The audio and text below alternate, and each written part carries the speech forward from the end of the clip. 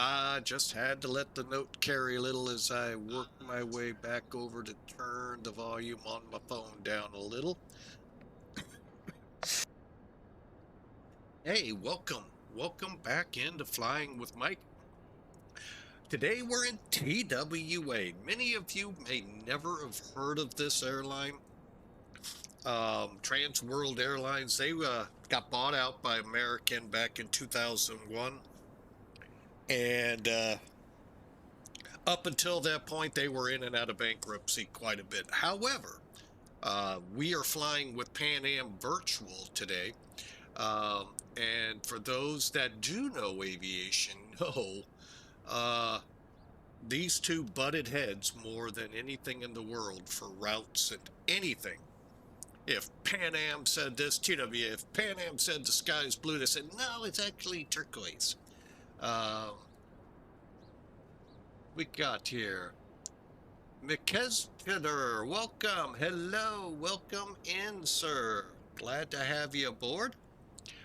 So yeah, it's kind of fun that we have both of them together under Pan Am Virtual. And today we sit where we left off with Pan Am in Miami as we wrapped up the amazing race for last year. And it's a great TV show. It's about to start back up again here in a couple of weeks. So check it out if it's in your area there. I do know it's shown worldwide, but what that actually means, they don't tell me. So, but we will, again this year, put together the main areas where they do challenges and we'll fly along afterwards. But today, we are not doing that. We're leaving Miami under TWA up to the headquarters, St. Louis, Missouri, where I can hear to tell you I don't need to put a METAR up. Looking out the window, it is just outright beautiful out there. A little chilly start to the day, but boy, is it turning into a nice day. Probably a lot of you out there can say the same. So, anyway, it's a great day. It's a great day the Lord has blessed us with. Any time we're breathing in the fresh air, it's the grace of God allowing you another day. So, welcome in. All right, like I said, we're in a 767-200 flight factor 767 professional. Oh, what's the intermediate one called? I've got it written down here. Stand by. Oh, professional extended version. So, and as far as I know, should work in XP12.3.0. One caveat: I have yet to be told, and have tested it, and it still crashes to desktop. Remove the TGDS file. Now, you'll find that if you go into X-Plane, go to the aircrafts folder, look for the flight factor 767, go into the plugins, and you'll see the TGDS folder. Remove it. So, let's get to work, and that'll get you flying as we plan to be here. We're also going to test a Lua script out, see how that works. We've had a lot of trouble with StarSim's scenery being kind of whitewashed when we turn in, and we can't, it doesn't blend in well with X-Plane 12. Both my St. Louis and my Philadelphia. Philadelphia's a little bit better. Do you need someone to develop on Discord? Right now, no, sir, I don't. I do have somebody that kind of, helps from time to time keep it up to date. I may be just bringing it down to bare minimums. There's a lot there and a lot that's not used, but I do appreciate the offer there. So let's, without further ado, get going. And yeah, we're going stream-wise about a half hour early. So maybe, who knows, maybe we might be able to pop a second flight. And I wouldn't know what that is because I haven't really thought we'd have time for it. This is about a 3-hour flight. All right. Now I will be using, if you do a Google search,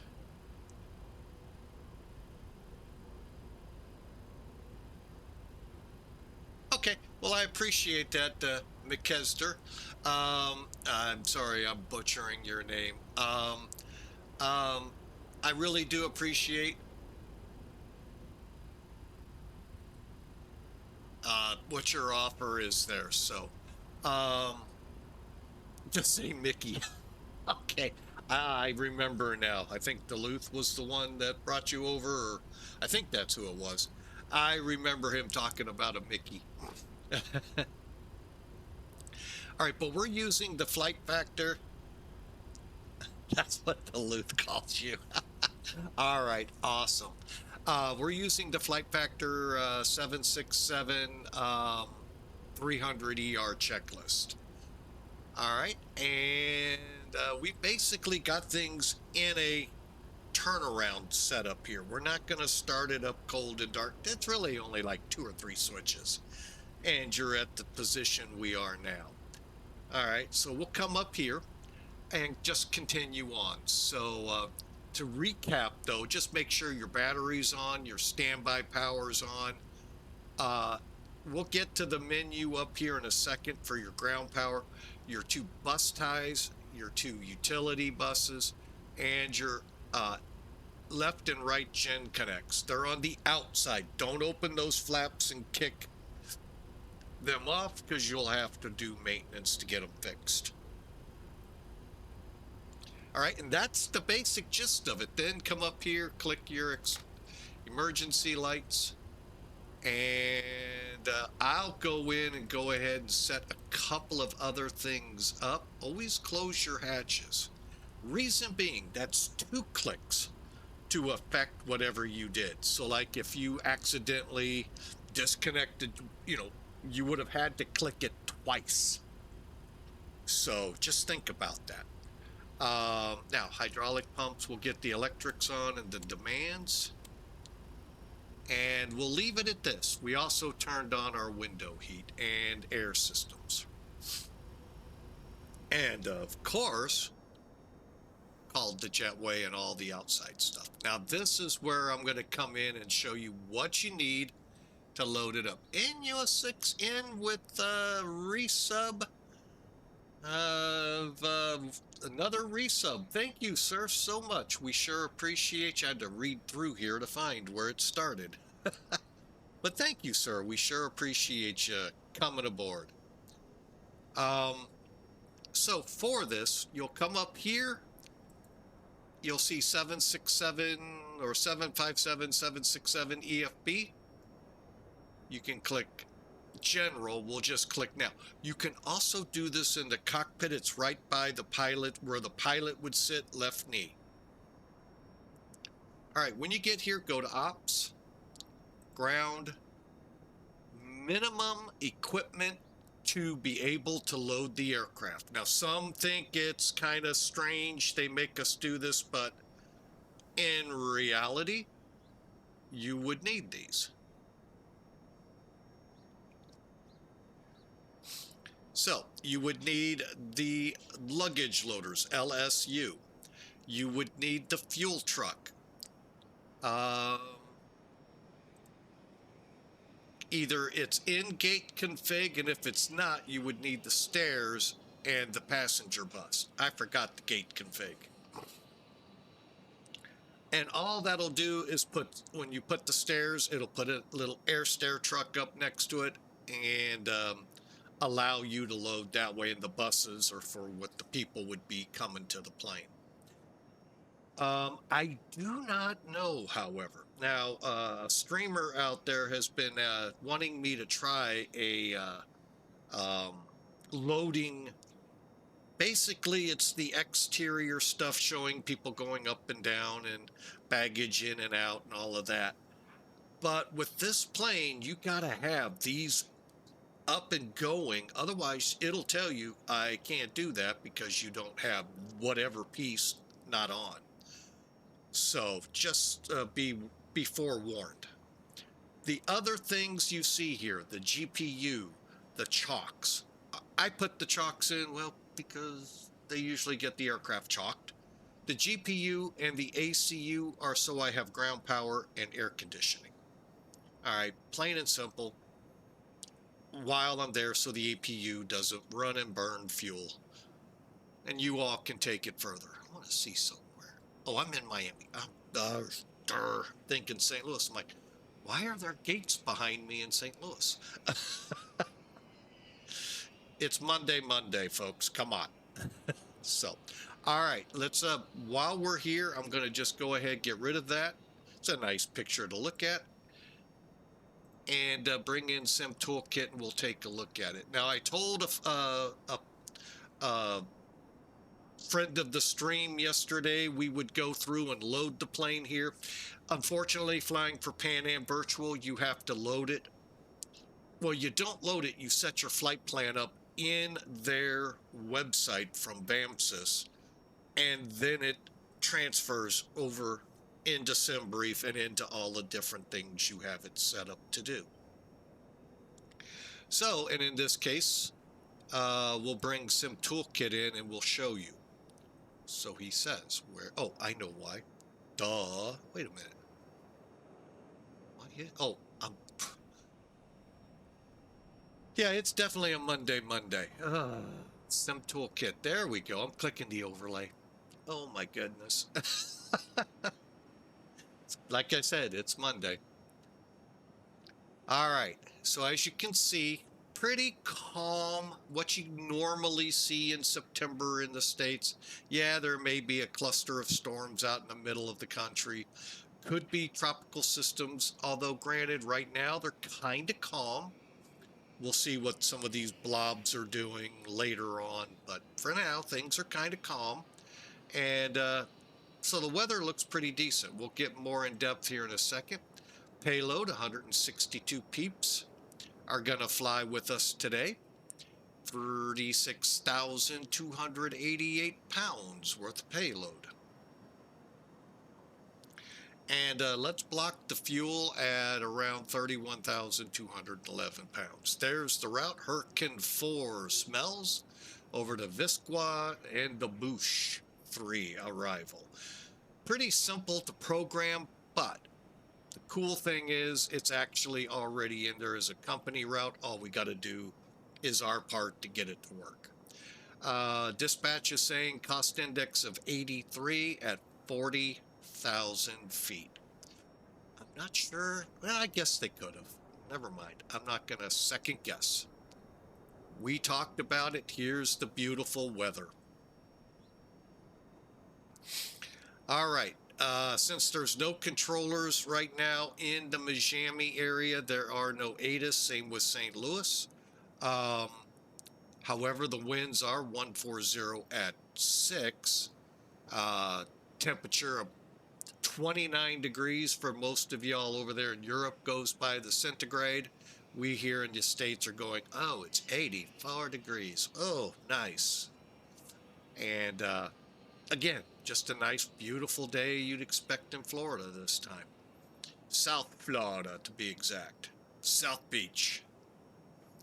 Okay, St. Louis, 150 at 10 miles of visibility, and it is a comfortable 66 degrees out there. You know, just 2 weeks ago, we were pushing near 100 degrees. Wow. Amazing.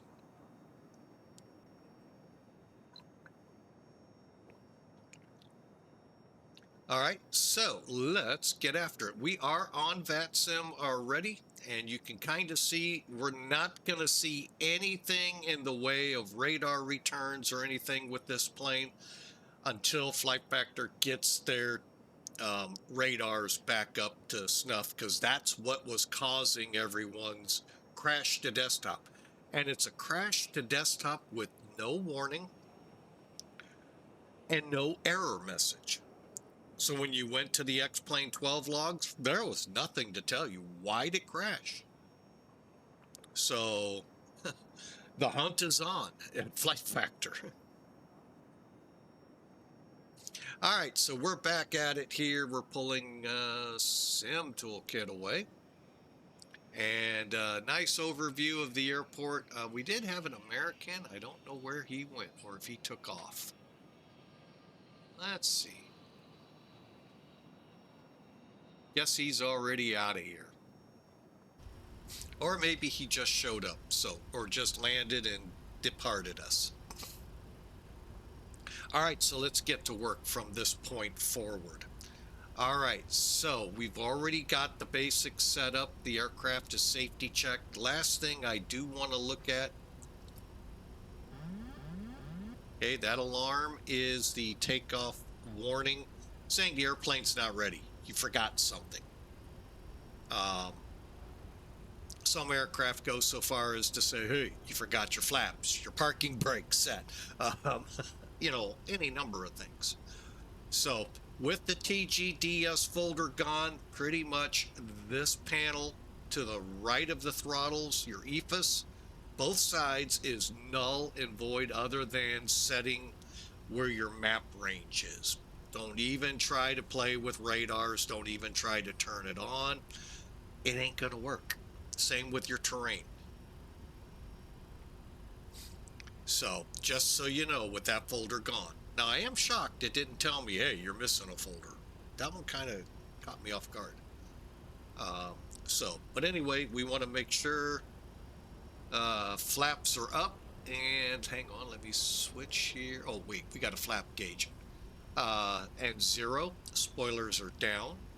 Go back to status. And okay, I think we're ready to start loading the plane. So let's do this. Told you about it. Let's show it to you. There's the tablet, and there you go. All right. Now, if you've all flown with us, you know I do a lot of flying with FedEx Express Virtual. And loading the cargo variants are a little different than your passenger. Okay. Reason being, you're going to go by pallet number. Here you go by PAX number in the passenger planes. The pallet number in the cargo versions, each pallet weighs 9,800 pounds. So it doesn't matter what you put in cargo weight. Each pallet you load on is 9,800 pounds. You will never load the entire plane up. If you do, I really would like to see how you got out of the ground. You're so overweight. But in the flight sim, it's always possible. Who knows? But anyway, the passenger version is what we're flying. So each passenger obviously weighs a certain set amount, which, by the way, SimBrief has accommodated for. So we have 162. So when we put 162, we're good. Now I would zero out the cargo weight, and you'll see why here. Because what I'm going to do is look over here and say our estimated zero fuel weight is 212,938. And we're like 300. Oh, no, we're not. No, we're not. I'm sorry, I misread. I thought it said 212 over here. Let me double check.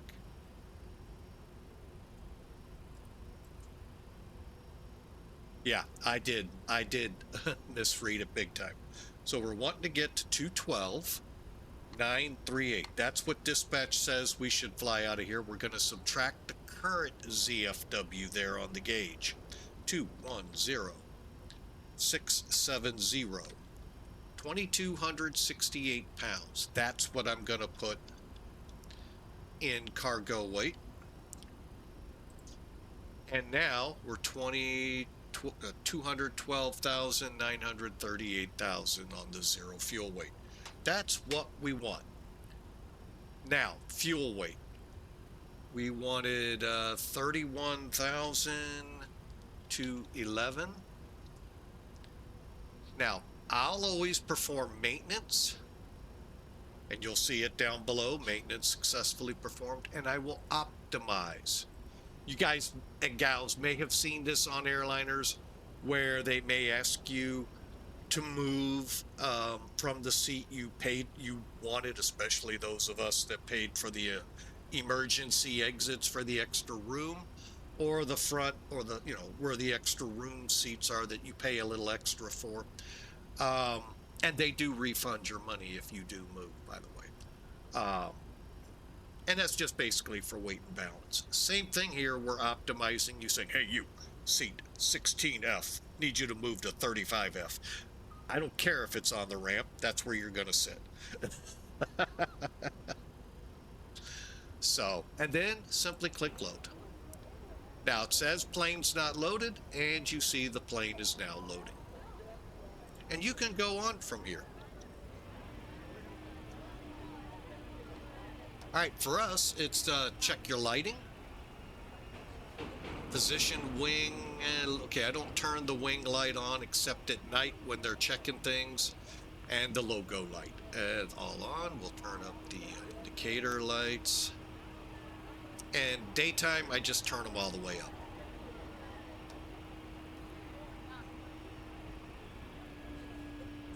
Okay. We'll set our display selector up top here to heading. Go to align, align, align. Got your on DC indication. Next, it'll move up to align.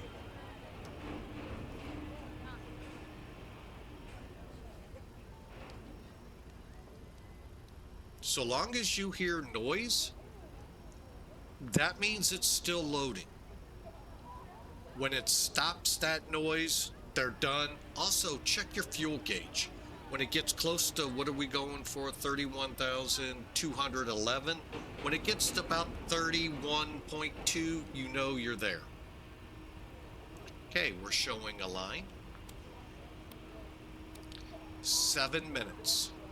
So let's drop down, bring up the FMC. All right, good from September 4 to October 2, 225. We're flying 0.21 out of curiosity. Which one is up to date? I don't know if I'll find it easy. It's like every other moment they are updating the 777, and it's so hard sometimes. Here it is. 21 is latest. Okay. Took a while, but we found it.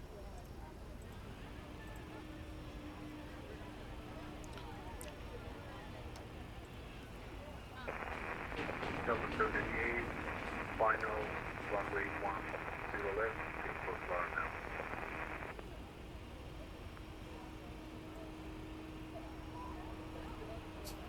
All right, so now we'll go to position init, and we're at KMIA. And it's okay just to use the GPS, otherwise you're gonna wait. Miami to KSTL. Our routing is KMIA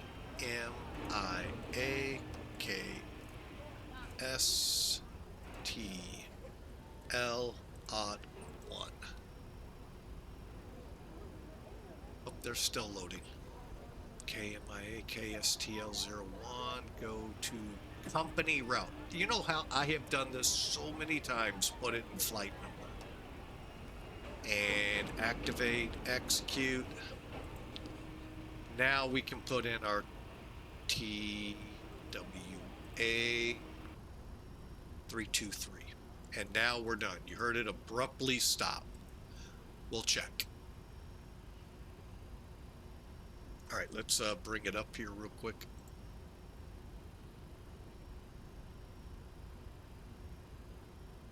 Plane is loaded. Perfect. Mac of 19, gross weight 244,149. We're well under gross. Means we're in good conditions. Now, we will do one thing here in a minute. Bear with me. I'm going to leave it right there. I'll probably have to do it again, but we'll see. Well, we'll see. All right, from here, let's go to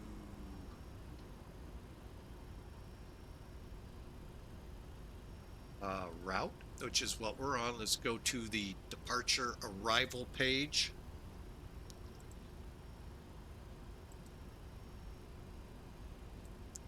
All right, today's flight. Uh-oh.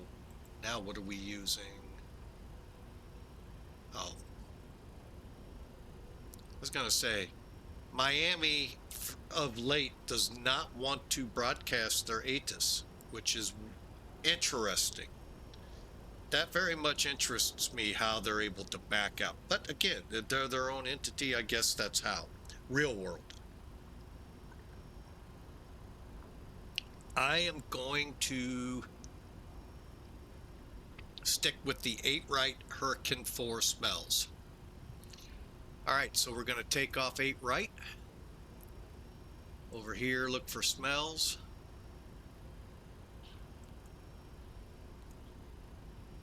Why am I not finding it?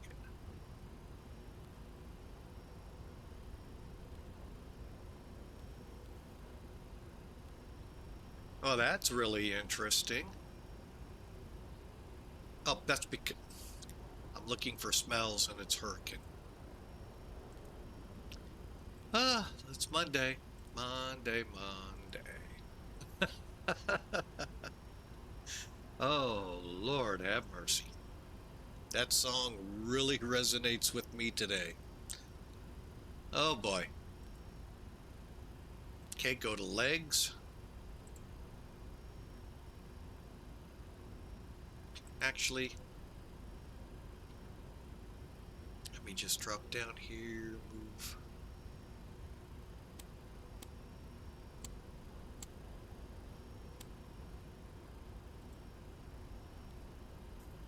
All right, so we got 520 to sea salt, which we all know that is what normally you RNAV out to, sea salt.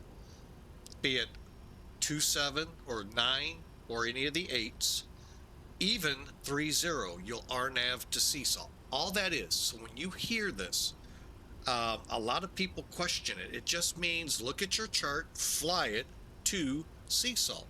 So in this case, we're going to fly off 82.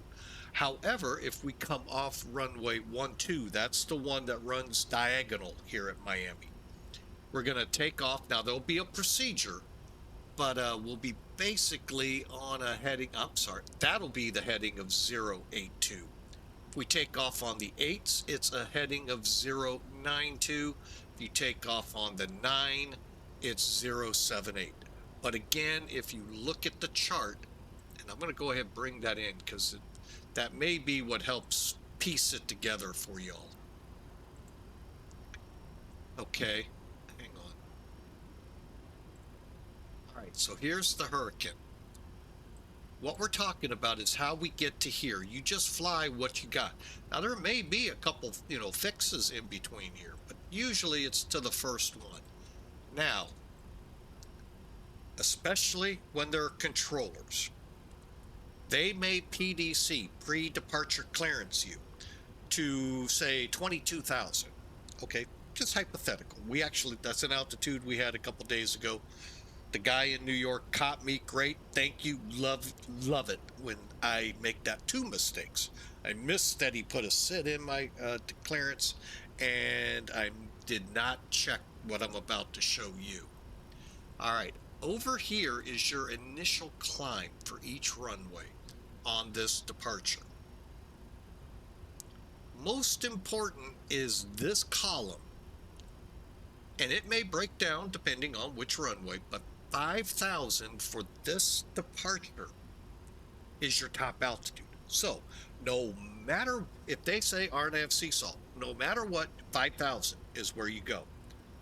Now, once you get cleared, switch to departure, frequency, blah, blah, blah, blah, you check in and go leveling at 3,000 for 5,000, whatever. You're going to 5,000, not 22. Okay, don't get that messed up like I did. That's the second time. LA caught me the first time. New York approach caught me, or actually LaGuardia departure caught me the second time. And I'm glad, because they're 100% right. I just was in a hurry and missed it. All right, so real quick, that one's very important. All right, so let's pull that back, and I'm going to deal with it here while you all get to look at it there, and we'll just kind of slide you a little over. There's Sea Salt, Deals, Live, Nebbit, Jones, Herkin. Herkin is where we pick up the route. Okay. Actually, I'm sorry, we're going out to SMELZ. So you can see we've still got Gnarl and then SMELZ.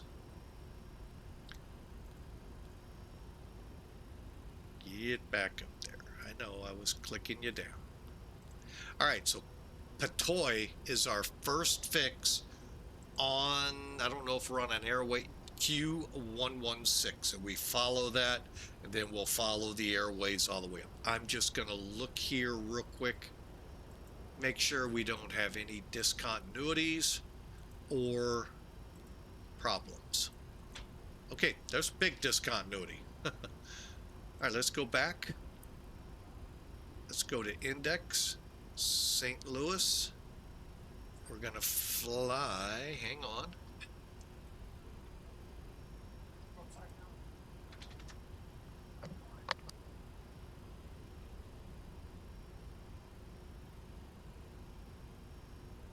Sorry, my wife was bailing from the studio here for the outside. I was like, am I being too loud? No, we're going out for where it's nice and cool. I think that's code for yeah, I was. Anyway, all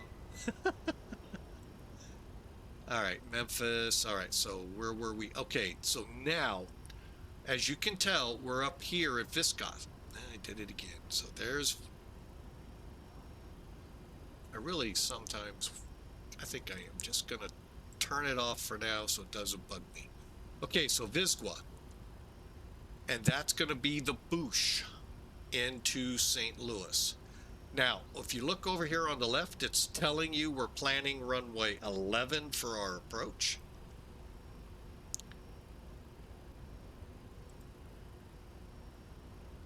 Okay, and if we look at the real world, this is what's broadcasting as a 1551 Zulu here in St. Louis. All of that will go out.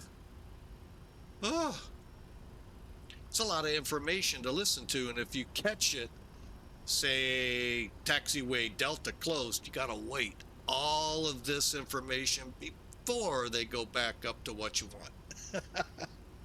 That's why a lot of it's digital now, so you can pull it up and don't have to do that. But in the old days, that's what you would have to do.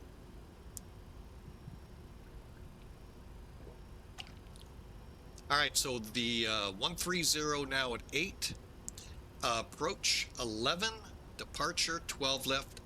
That is pretty much how it is here. So we'll come in, we'll shoot the ILS Cincy off the Boosh and VISQA. Yeah, I've done this a couple times. Just a couple. Okay, hang on, I'm backing up. Is Ditzel before Vasquez? Yes, okay. Just making sure I did it right. All right, so there we are, Vilken. Which, if memory serves, I'm going to zoom in. I think that's Birmingham, yeah. They no longer use the VOR. They put a fix, a 5-letter fix over it. So Birmingham VOR Vulcan. I guess too many people thought they were in Star Trek at that point, going to the planet Vulcan. Although I could see it since I've been to Birmingham more times than I want to admit. I could see where you think you're on the planet Vulcan. But anyway, sorry folks that are from Birmingham. I know, they walk around with just 2 fingers, you know. 2 here, 2 here, just like the Vulcan. Hello, hello.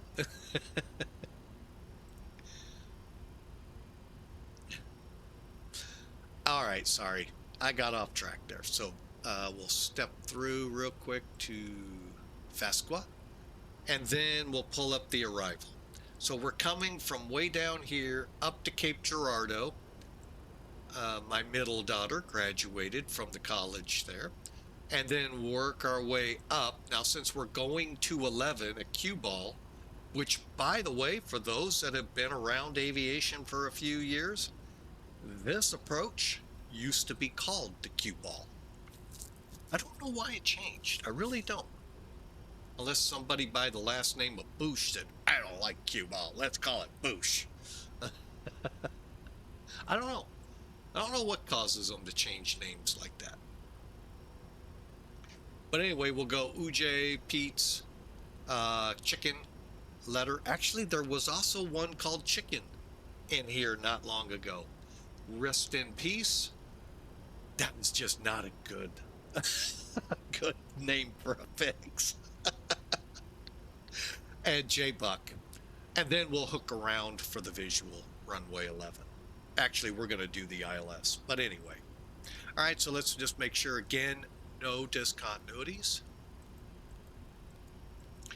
I really don't get into altitude and speed restrictions, mainly because that all has to come when you do the performance. All right, this is what I'm more concerned with. A discontinuity. So first, we're going to get rid of it. We're going to keep the vector alive, though, because as you can see, to get to SIDSI, we may have to go way out to come way back in. Watching traffic from St. Charles every now and then, it doesn't appear they do it, but there are times when Lambert's traffic gets kind of elevated and they do drift out a little bit. So,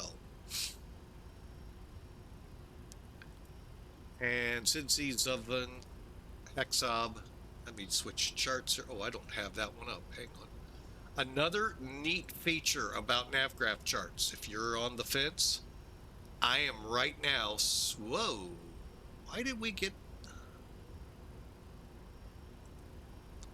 we're not coming in runway 29. That's weird. It's been kind of weird here lately. But anyway, you can select and put it on the chart, and then you can also track yourself and other traffic. Say like right now, if we were coming into St. Louis, no controllers. So it's between you and any other airplane in that pattern to keep your separation so you don't, make people upset. So it gives you a nice visual. And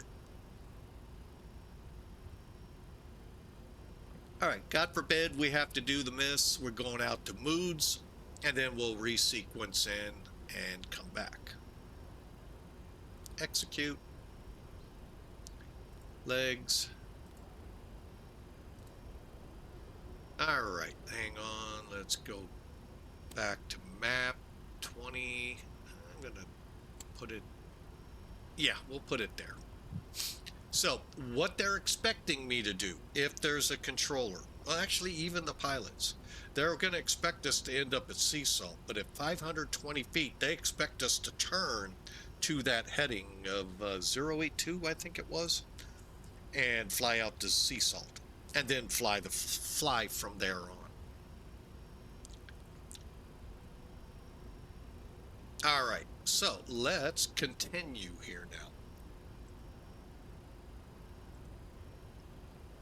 Okay, yesterday I talked about using SimBrief to handle the performance initialization. Now, we were in the Zebo, so we had the ability to fill this in with a simple click of the thing. Flight plan, same thing. This aircraft, no. And I don't know if Flight Factor will ever do that. Maybe, who knows? I don't know what's involved in the programming, so I don't, that's why I leave it, But 212.9 is good. Today's reserve, I hate this because I really don't like Delta's releases. We're going to fly with a release or a reserve. Here we go.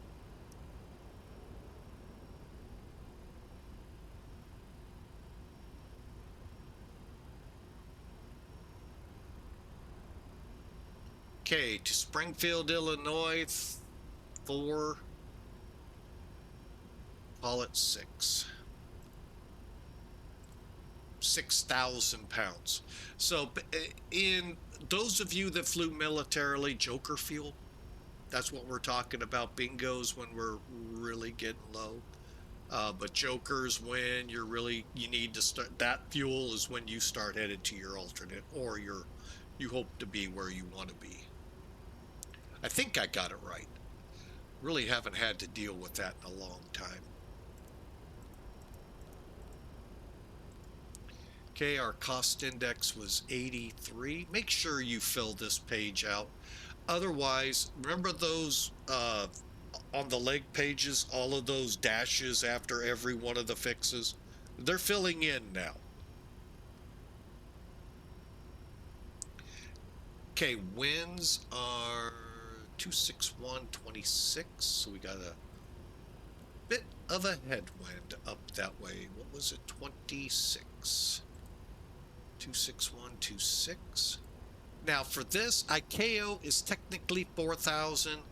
RVSM is 2,000, but I just put 2,000 in there. I know we're not going to get a step climb, but I still do it. All right, now we come to the infamous page. And there are 2 pages here. First, click your CG. And I'll go to page 2. All right, now at the same time, before we do any of this, I'm bringing Sim Toolkit back in here. I want to show you all something you can do. First off, with Sim Toolkit, I have Sim Brief added to it using this little tab manager, and you can see how I brought them in. Okay, you can bring, I'm probably going to dump Pan Am Virtual. The graphics just don't match up, and that's the problem. But SimBrief, they do. All right, but anyway, so we'll click SimBrief. We'll go to, actually, let's just do this. View our flight plan. There's what we're flying, folks. Got a 2.5-hour flight ahead of us, and all the information we can look up. Now, yesterday we showed you how performance and tools work. You basically fill in all of this. That's kind of, cumbersome. Now, let's be real. Or you can go up here to take off performance. It's all filled in for you. Makes it a little more manageable. And then calculate. Now, what's going to be missing here, and most of you don't put this information in, the runway slope and heading, I think, or winds or something to that measure. We'll show it here on our end. Like I said, many of you never go to this page. You do this page, but you don't go to the next page. Okay, so it wants your runway winds, 240. Whoa, at 8. Did we have a wind shift?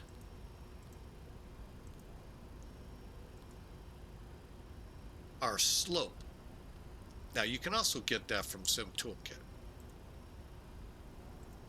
Okay, since I have that still up, let's go here. Go to full flight log, and there it is. There is no slope. Cool. That makes things real easy. And then here's our numbers. We'll put in 130, 133, 135. If you're the pilot flying the plane, if you want to increase the speeds to improve your climb, get you up there a little quicker, and so you got plenty of runway, trust me. I don't ever have troubles with this, so I'm going to use it. So since we don't, our outside air, ooh, we still got charts up too. Hang on, outside air temperature 32 degrees. My, it's colder down there than it is here in St. Louis. My. I'm going to have to put my earmuffs on at 32 degrees. Oh, wait, it's Celsius. Yeah, uh-huh. All right, and then we'll just hit next page to go back. Now, thrust. We're going 53.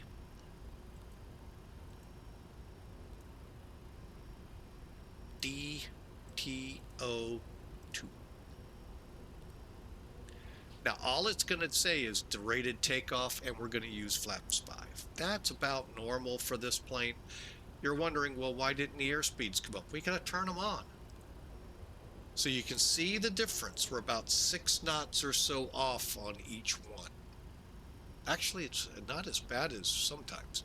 So we'll put 130 for V1, 133, and 135. Now, V2 is a question I've gotten now a couple times. That is your, okay, V1 is your safety speed. If below V1 you lose an engine or something serious that would prevent flight, you reject your takeoff. You get above V1, your safety speed, you're gonna have to commit the flight unless it's, you know, major catastrophic. It wouldn't matter anyway because you won't get off the ground. Rotate is VR. V2 would be that speed. You bring the aircraft up to 135 and you can climb safely on one engine. And then once you get above the safety altitude, usually it's just around 2,000 feet, then you can start accelerating it. But yeah, that is your safety engine speed for one engine up. Most of the time, you don't even know it. Because quite frankly, so much is going on so quickly in the cockpit that they'll tell you eventually when they're getting ready to come. By the way, welcome to Miami. They did that once to me and my wife, and we laughed. But this would be real. Landing in St. Louis. Welcome to Miami. It was very late at night. Poor guys were tired in the cockpit. So, yeah, they were probably pretty ready for the bed. And, you know, how many of you have said, I forgot my flight number? That's why it happens. All right, let's get the MCP set up here. All right, so runway heading. I'm really curious.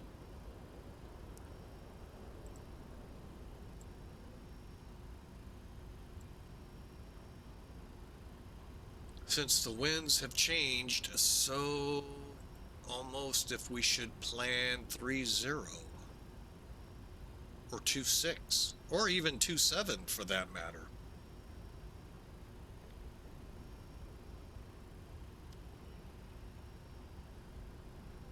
I wish. I'm gonna just give it a try. Hang on.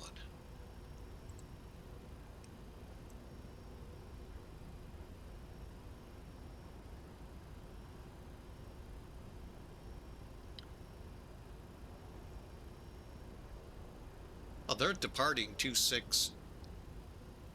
Yeah, 2 6s and 2 7s. That's 3 hours old. So yeah, and that's a digital way of finding it. Wow, 3 hours. Holy mackerel.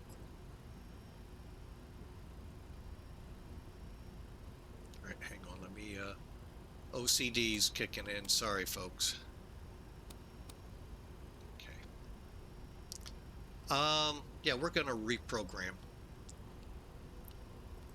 All right, so we're going to instead, let me take a look at where we are on the airfield. I think 2-7 may play better. Oh, much better. That's a long taxi for 2 6s. 2-7 it is. Next. Where's Hurricane? Hurricane, SMELZ. Execute. Hang on a second. Legs. Let me look at this real quick. We're going to go out. RNAV to Crocs, Russ, and then Niblet, Joe's Hurricane.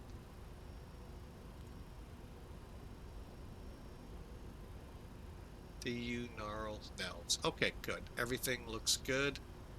Let's make sure our performance changed.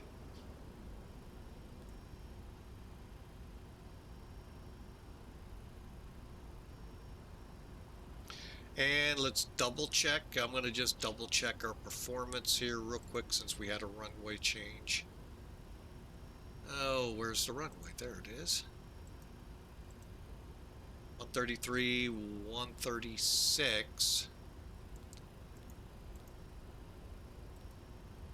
138. We can go 54. Okay, 1 degree isn't going to hurt us. Okay. All right. So now we have adjusted our flight plan to accommodate that runway change.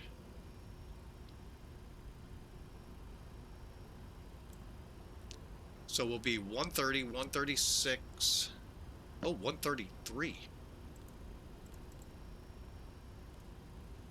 Right? 133, 136, 138. Okay, there we go. All right, pre-flight complete. Then we'll get up here, finishing it. All right. Runway heading is 272.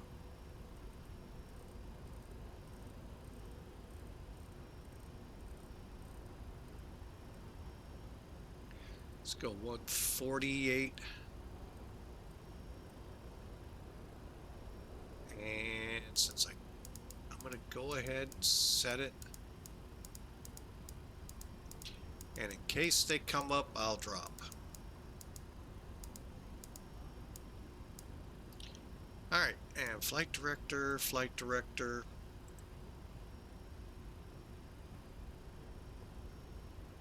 And I'm going to get the APU running now.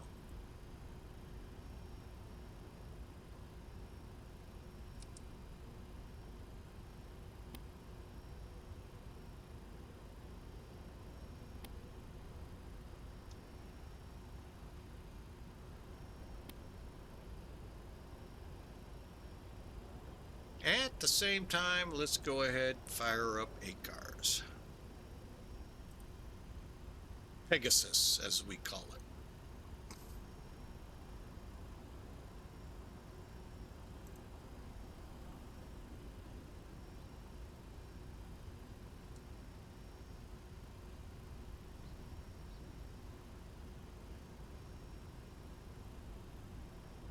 And we'll begin the process.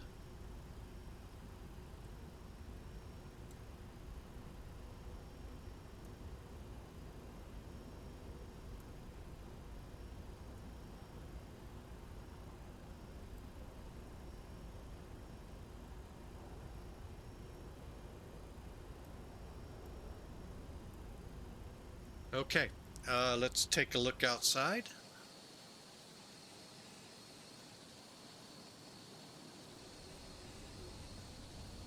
Ah, that's the airplane out here. Okay. APU is up and running. So we'll turn to gen, first is it gen, then PAX? Yeah, gen.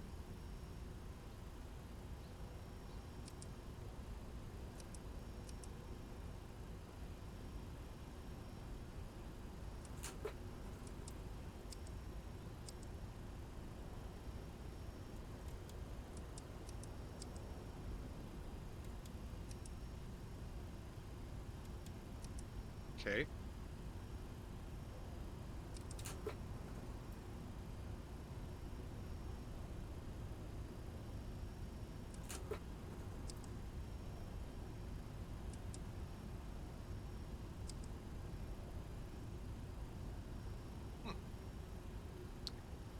Not really certain. I still have faults.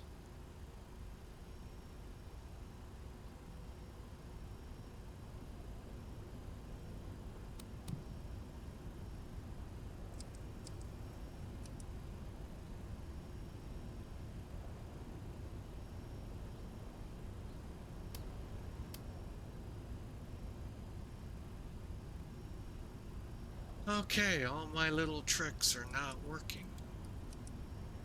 There they go. Now they're off.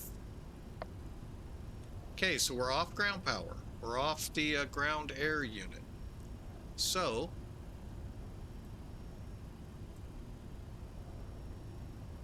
two more pieces of the puzzle to get rid of.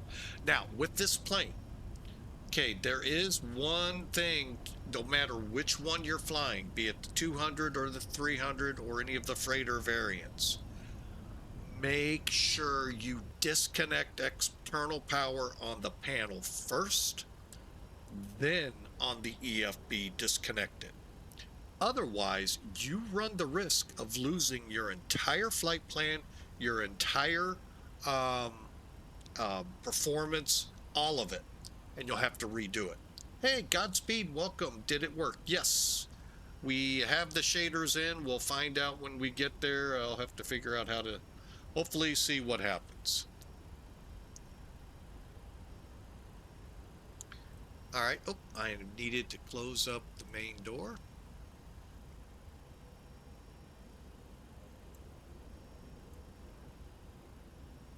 Usually I just click close all just to catch them all. All right. And here's where one thing I do recommend, otherwise it'll bug you through the whole flight.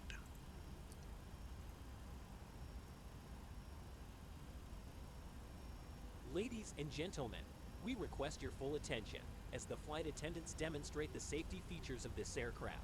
When the seatbelt sign illuminates, you must fasten your seatbelt. Insert the metal fittings one into the other. Yes, you can turn it down. End of the strap. To release your seatbelt, lift the upper portion There, of the it button. doesn't bug you as much then. You keep your seatbelt fastened throughout the flight. As we But may if not, you'll keep hearing the ding. And for 8-hour flights, oh, is that horrible? Oh my gosh. You just want to go back there with a tire iron and just go, shut up, get off my horn. Oh, but anyway. All right, so I think we're ready to go. And one last check here as I get over to messages. .KMIA CTAF. Oh, I did it wrong. What did I do? .CTAF KMIA 118.3.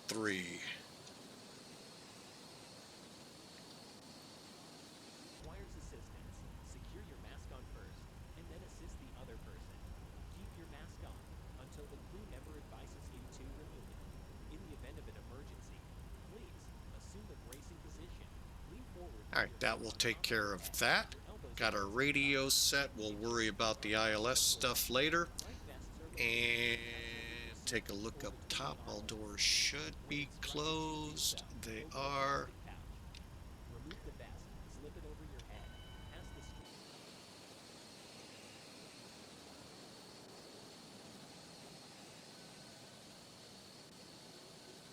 Fill the vest, blow it to the mouthpieces. Use the whistle and light to attract attention. Also, your seat bottom cushion can be used as a flotation device. Pull the cushion from the seat, slip your arms into the straps, and tuck the cushion to your chest. All right, y'all ready to go fly? I sure am. Smartphones, CD players, laptop computers may be used when the seatbelt sign is off, or when permitted by the crew. Ground to cockpit, please show me where you want to go. I want to go to St. Louis. I don't think you're going to push me there.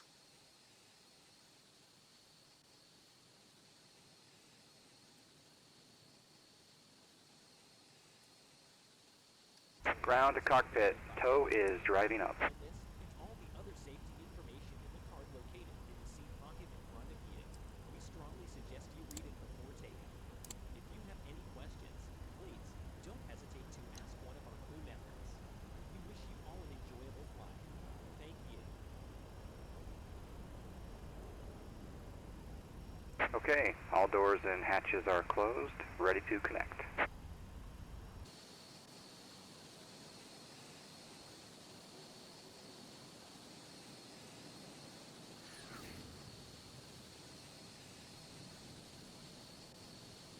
All right, so basically we're going to push back, face southwest, and then he's going to pull us up to the spot here and disconnect us there. And then we'll get our clearance and go from clearance.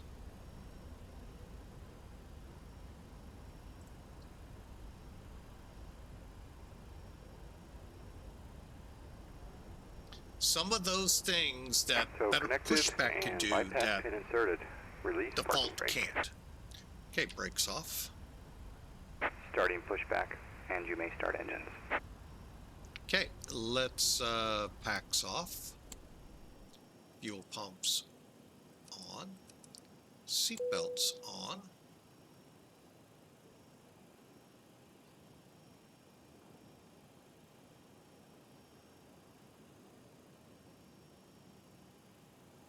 Well, sounds like somebody has a dog outside with the wife.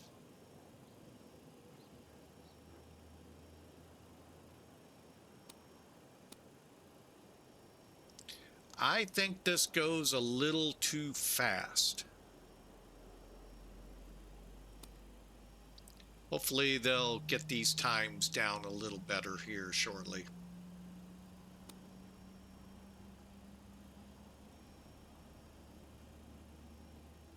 Because we're already spooled up. They would probably be right now putting fuel to it, and then it would start spooling up. Nice thing is the generators auto connect, kind of like Airbus.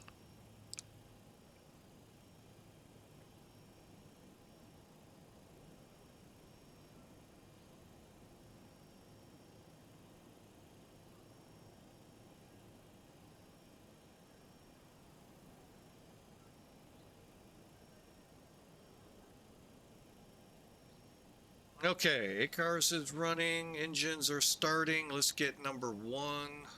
We'll get it when we disconnect.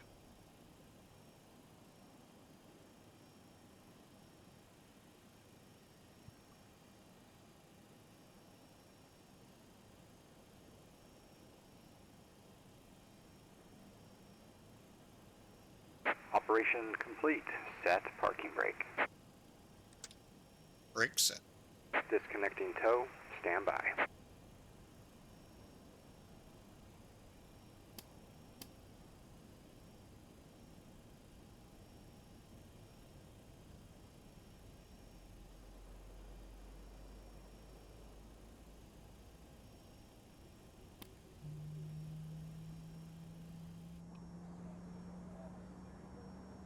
Well, how rude that person put their sunshade down.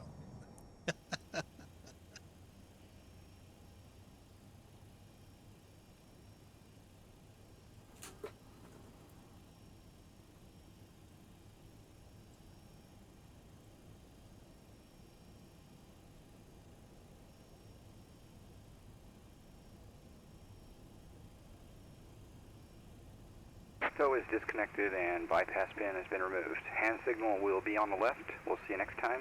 Have a safe flight. All right, let's go to reject. All right, we're on the gen.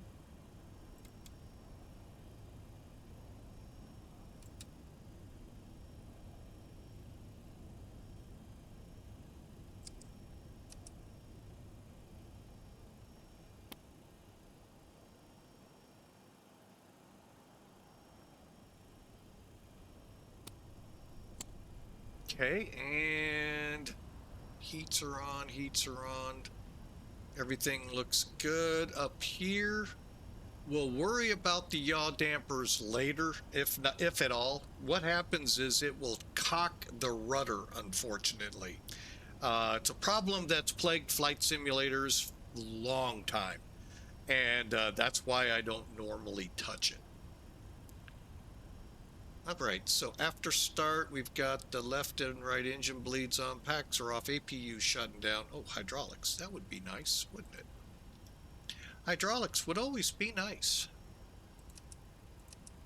Controllers are on, everything's on. We're waiting for the APU to spool down for it to turn off. And everything else set up here. Okay, taxi checks, auto brake is set, flaps. Is he still under the plane? Oh, he's gone. Good. Going to 5. All right, let's get up here. Flight directors are on. Takeoff runway heading. State trim, we're looking at 4. Showing 4. Good. And radars and EFIS, we will not worry too much about flight control, so we will.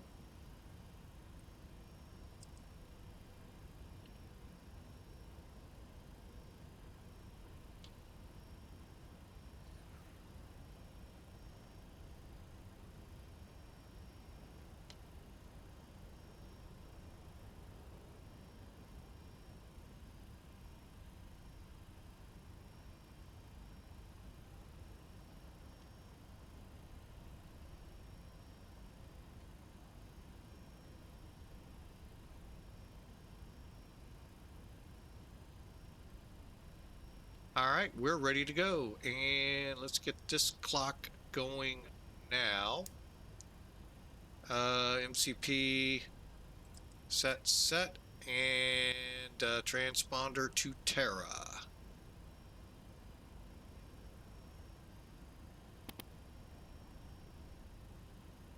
All right, we're ready to go.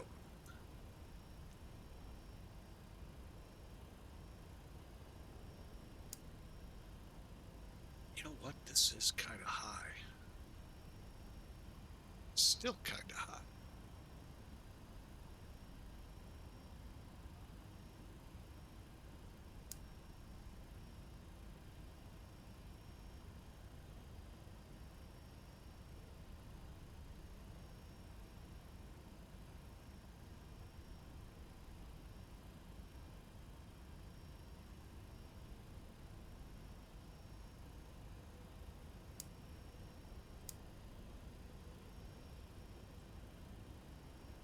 Huh.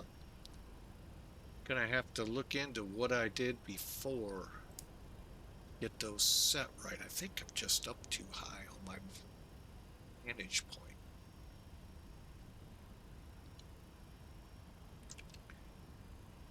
Miami traffic, TWA 323 heavy, taxi to runway 27.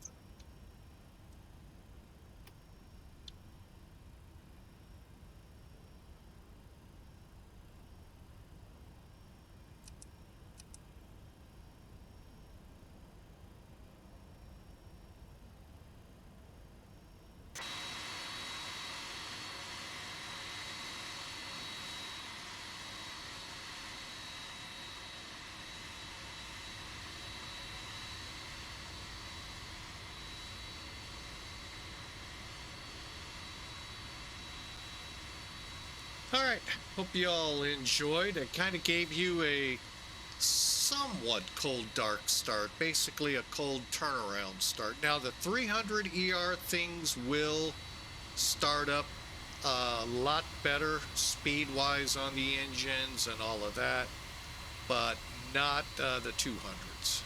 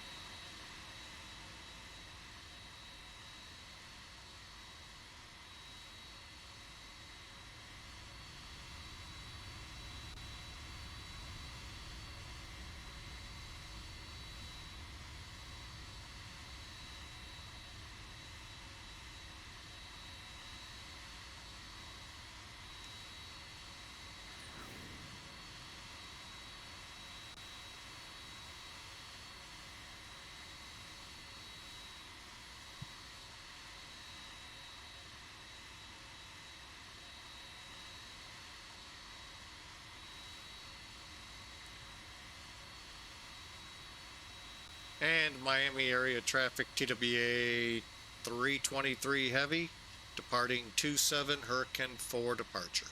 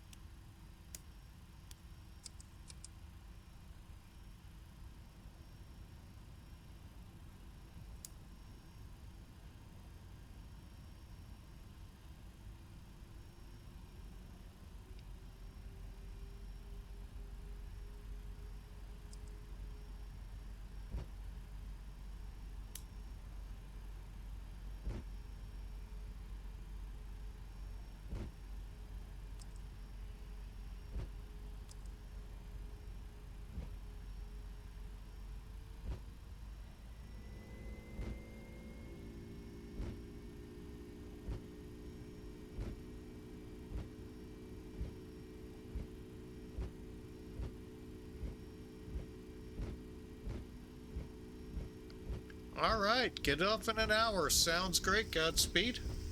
Be safe. 80 knots. We'll be about halfway there. V1. Rotate.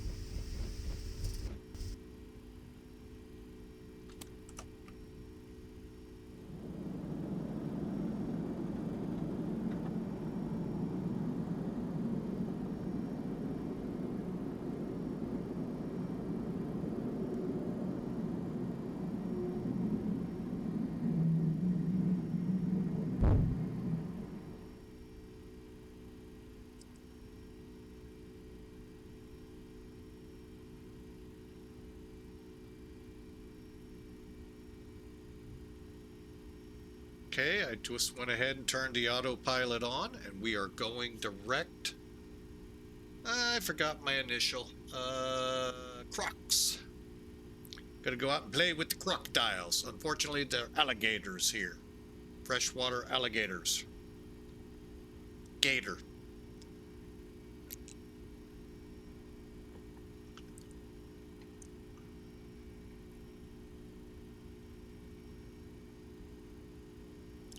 All right.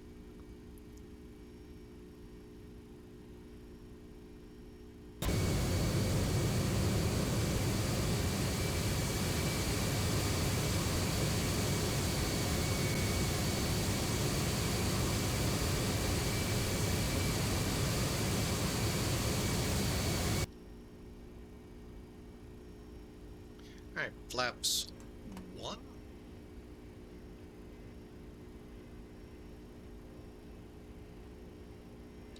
Flaps up.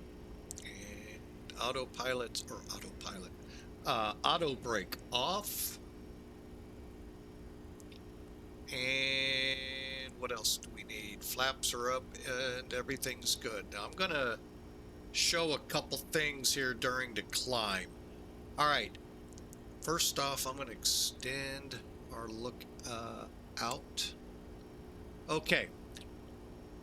There are a couple of keys or positions on the panel to help you out. Actually, one. Miami traffic, America 1319, taxi 27 via Papa. Miami traffic. Hang on, let me get off their channel. All right. We're going to set the altimeter here to 2995. Now, technically, that's not going to trigger it. Let's say we set it to 2985. you would get an altitude disagree once you put here. What you do is just click the arrow up top and it'll set your first officer side. Vice versa, if you're flying it from the first officer side, would set it over here. Unfortunately, though, you would have to go in and set it here. Okay. Oh well. Boo-hoo. Oh well. Toga. Basically what Toga is. Let me explain something I set there real quick on the fly. We set in our performance data to do a D-rated takeoff. Now, unfortunately, it doesn't take the number. It only will say DTO. Come up here to your gauge above the flaps. You'll see, well, hang on, let me kind of zoom it in. You're going to see TOGA, climb, 1, 2. Now, we're in climb. But anyway, you would go TO and 1 or 2, whichever sim brief or whatever you're getting your performance data from tells you. I don't think the temperature select works as advertised. I don't know, though. I don't know this airplane in the real world. Once you're airborne and established, you can push climb and climb 2 if you want. When it reaches where you see it there, if it gets to a higher number, it'll wash it to the lower 1. So climb 2 would drop to climb 1, and when it gets to a certain level, wash to just all-out climb. All right, so that's a neat feature here. It's more automated, more you set it up in the FMC and the 737s. It does work like that, but, and you saw it did extend our takeoff. Otherwise, you're taking off full power. All right, we're coming up to 10,000 feet.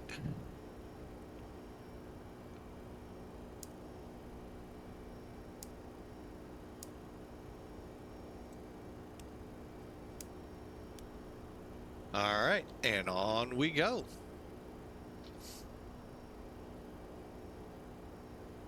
So while the flight factor is still, I call it kind of basic, it is still complex for simmers who jump to it right out the door and go, oh my gosh, how does that work? How does that work? How does that work? How does that work? Get used to flying it. How do I get it to stabilize? And you got to learn that with the smaller aircraft, but it's really a piece of cake. Like I say, it's pretty much it's an easy plane to fly, and I think Flight Factor made it that way. I think it's a little more to it in the real world than what we see in the sim.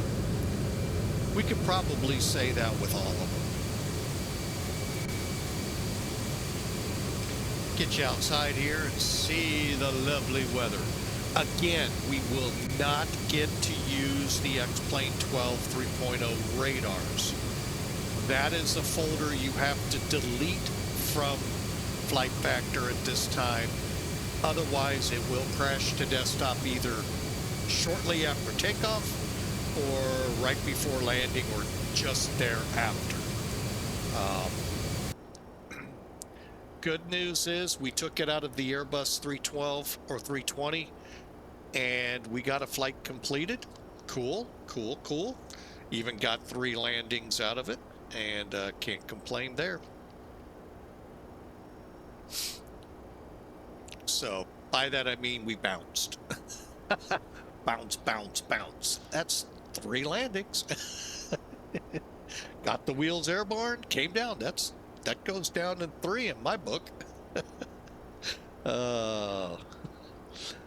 Actually, it was just, I'm thinking I'm just a hair. I think speed is the name of the game with the Flight Factor 320. Because she bounced significantly, and we were right at the right speed. So we were 5 knots faster. So, and that was because of pretty strong wind. So crosswind on top of it. But we got it all the way to the gate, which is a new thing, because 6 months earlier, it crashed to desktop as we rolled off the runway onto the taxiway in Sanford.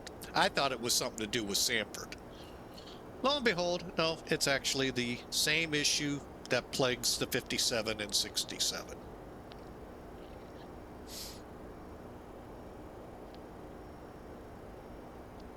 So I'll just say it this way with Flight Factor: if you are getting a crash to desktop, unknown reason, it just happens with no warning, and I mean it poof, disappears, everything. Remove the TGDS folder from that aircraft. So, and you should be able to complete, not guaranteeing it, but at least it's working for me.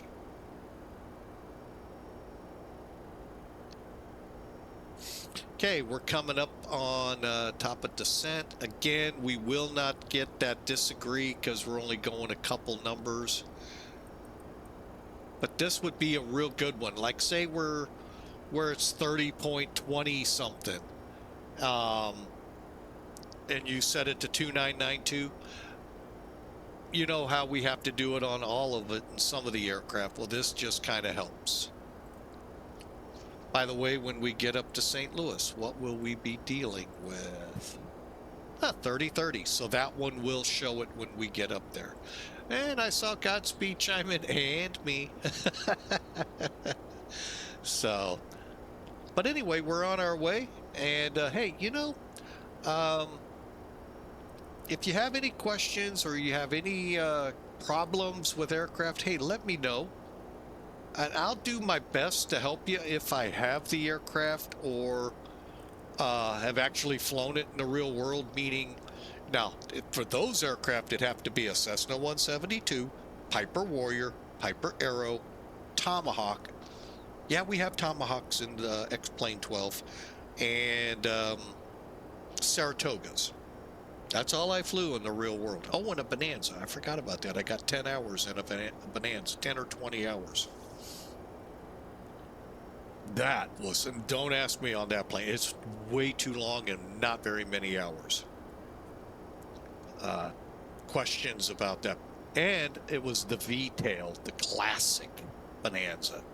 What a plane that was to fly at Ohio University. Oh.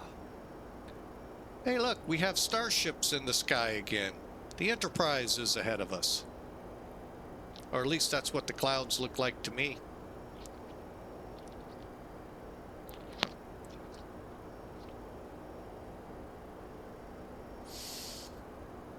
But hey, they have come a long way, the clouds. Yes, they did. They just released the F-33, and I didn't know that's what they went by. I thought it was BE-33, but yeah, who am I? Beechcraft is definitely not going to consult me on naming aircraft. Oh wait, that aircraft's been around for a long time. By the way, Facebook, what is that called, Trader or whatever on it, a Mooney, 1965 Mooney was in there for sale, $75,000. It's kind of a scary price. That tells me probably avionics may need to be upgraded and a huge overhaul done on the plane to be that cheap for a Mooney. Even, what, 60 years old? You're looking at a lot of maintenance on that plane. But I know someone, I'm going to have to tip him off to that. I would see him jumping on that plane. So, he's always looking for a plane, and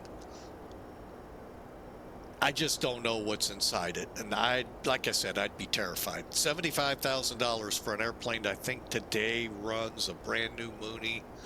You guys can fact check me on this. Something like $500,000 with a pretty decent avionics package in it. Maybe more. For 65,000 or 75, sorry. Whew. Depreciation? I don't think Moonies depreciate like that. They're a high speed, high performance single engine aircraft. So, but anyway, I digress. Let's enjoy the flight. We're through 26,000 for 40.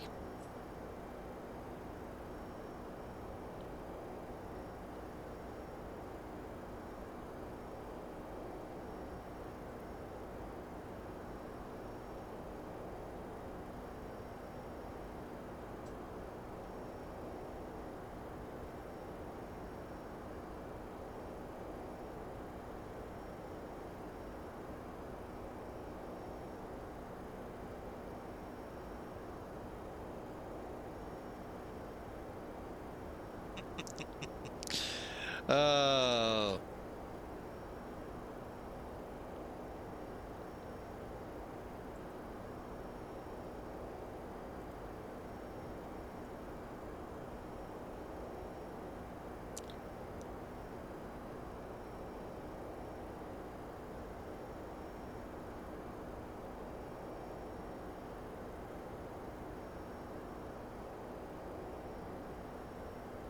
All right, let's see here.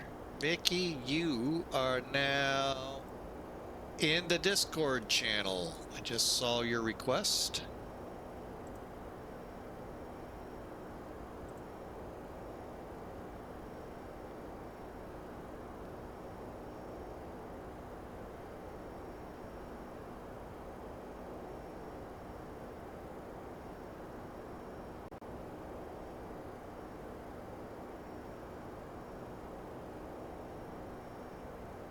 And by the way, I am sorry for the late. I thought what I had done is I put the notice for today's flight in YouTube because I was doing some stuff with YouTube, the YouTube channel here, and I'm like, why is it not Let's Go Flying? So I could tell you we're coming alive an hour. We could have came on an hour early. But, you know, a couple things came up and it brought us more to like a half hour early. But in the reality of things, for those that came on with us at 11, thank you. We got out of there at about 30 minutes into after 11. So that's, you know, not bad. Look at that thunderstorm off to the west of us. Wow. Now that we'll get to enjoy. Let's take a look here. I'm going to bring Elevatech up real quick. And you can see the complex we're going by right off the peninsula of Florida there. We're the white aircraft going north. So you can see that's what that thunderstorm area is.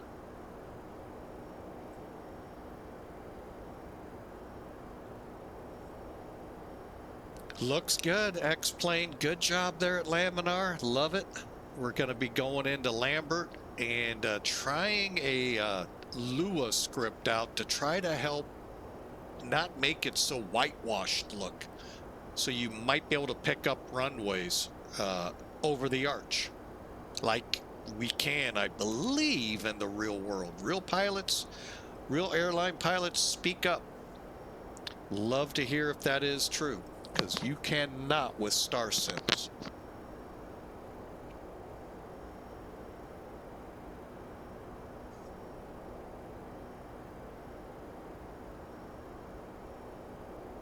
Oh, would it be so nice to have the weather radar in this plane?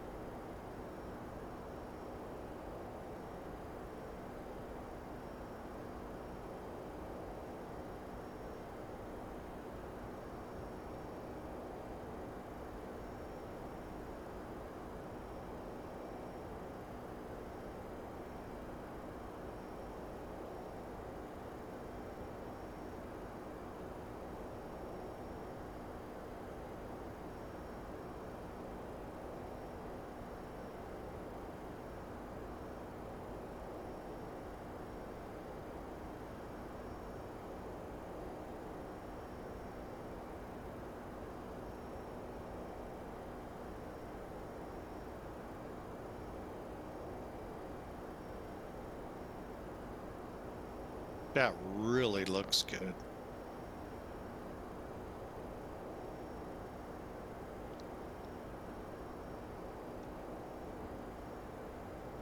See if they've been nice enough to open their window. No, they aren't.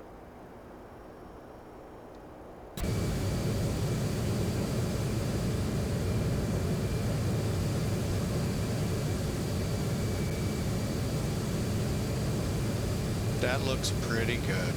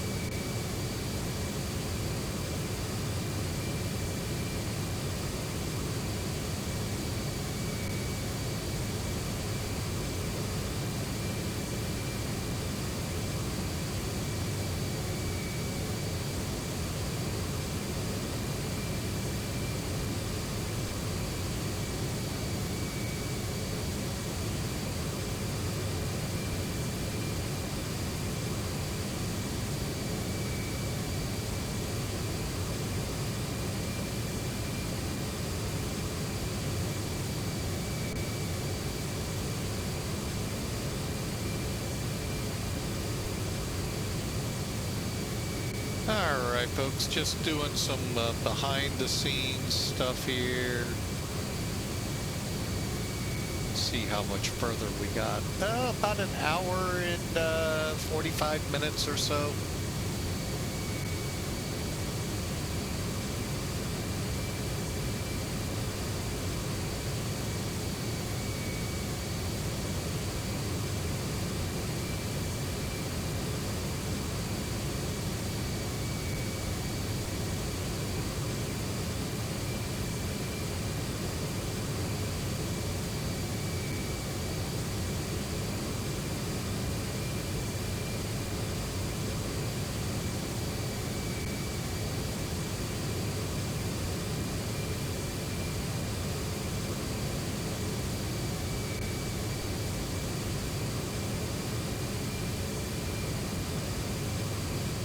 we'll have Memphis Center to contend with maybe here shortly.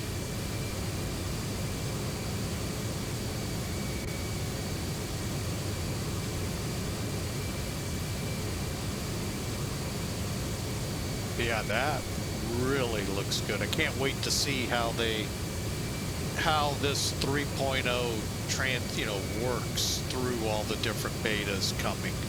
And by the way, this week we will be testing out, taking our first look at one of the other byproducts of 3.0, Dubai International Airport, OMDB. And that is a airport they enhanced, much like Stuttgart and some of the others that came out originally. And cannot wait to see what they've done. So that'll be Friday. So check it out. I believe it's in the schedules here on Discord. Also, I think I've got it posted at Twitch. If not, I'll have it tonight.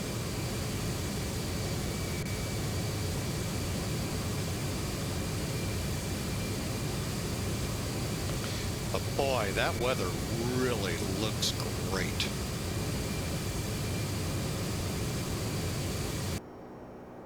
They still have their window closed. Attention in the cabin, this is the captain speaking. Please raise your sunshade so I can see out your windows. Oh, how rude.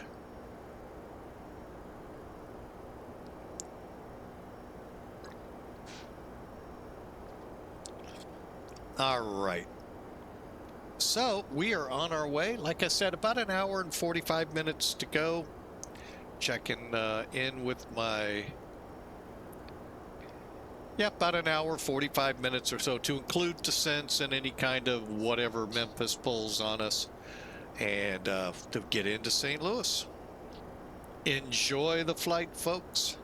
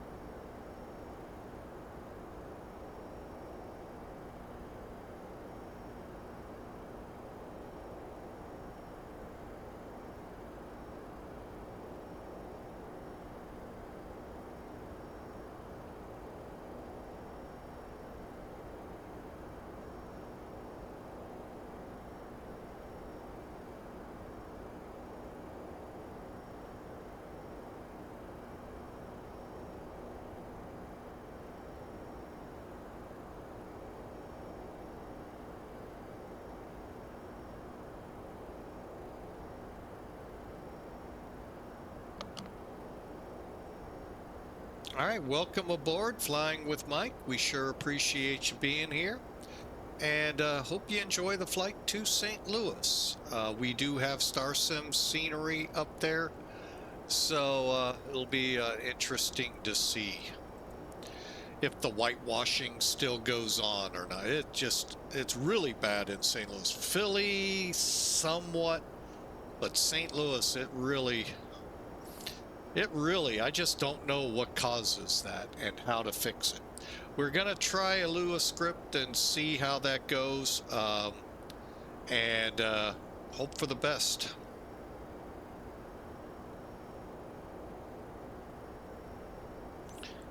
But this is TWA. Yes, the old TWA. Many may have heard of it. No, there are no sound enhancements on the plane. But it's really a good livery, the 200, which was probably more prevalent than the 300s with TWA, but I don't know. I fortunately didn't really see a difference in them back in the day, but now that I have worked with them many times, yeah, there is a big difference.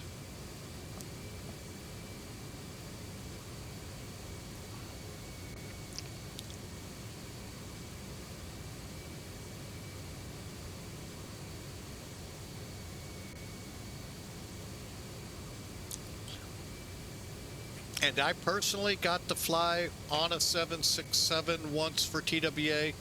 Believe it was Newark back to St. Louis. The bummer part of the flight, we were just 10 or 20 minutes. We needed 10 or 20 more minutes flight time to get an in-flight movie.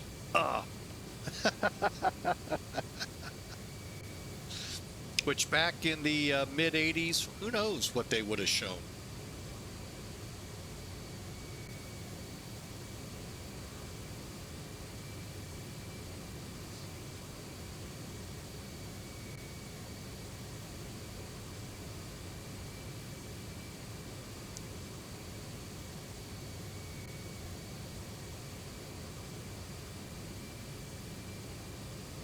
And I'll tell you, between now and today and back in that day, flying on airplanes is a totally different thought process.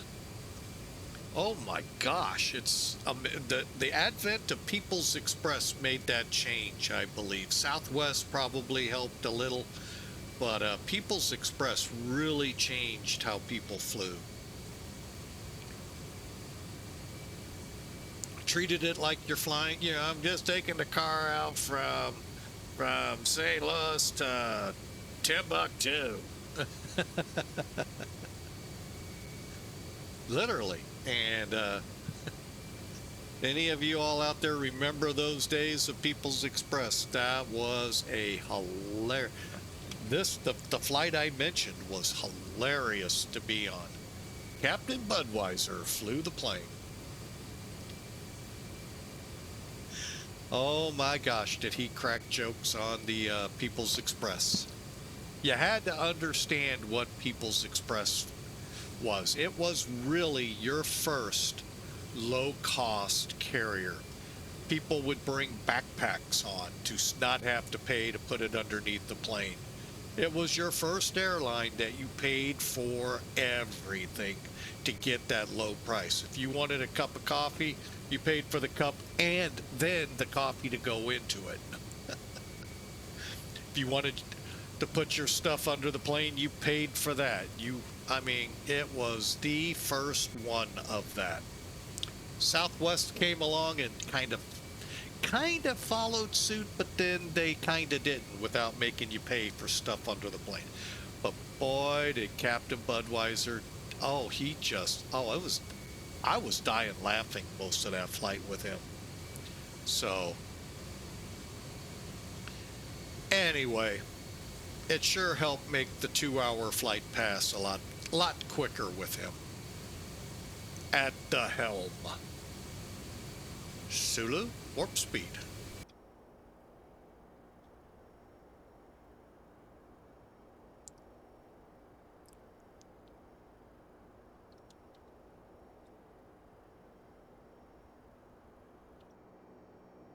Oh, wake up.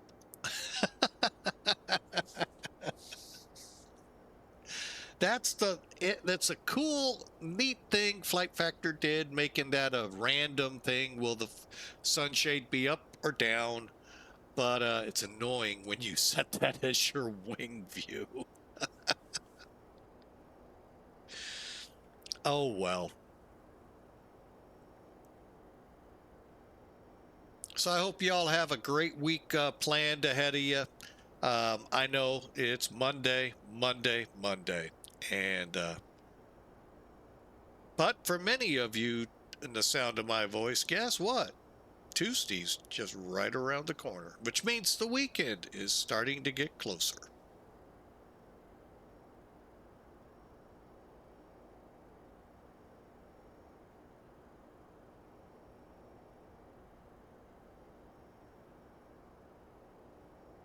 Friendly player, hello, welcome aboard.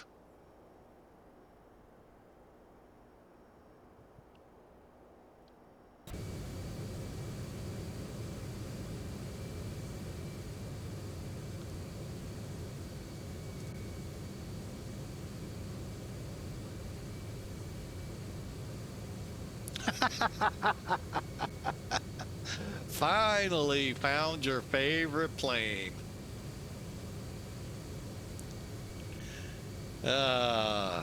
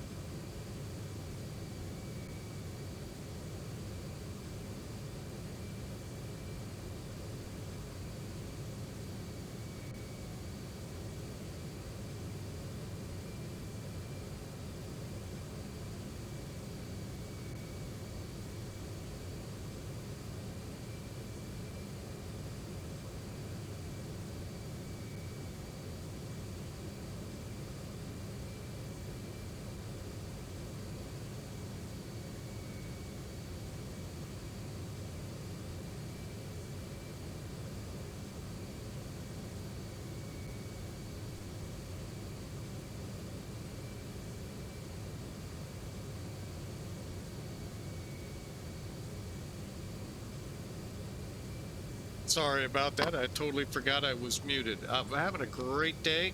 Great time out here. Great weather. Just can't show it on the radars because of flight factor. Trying to make some changes here so a couple key commands work. So be right back.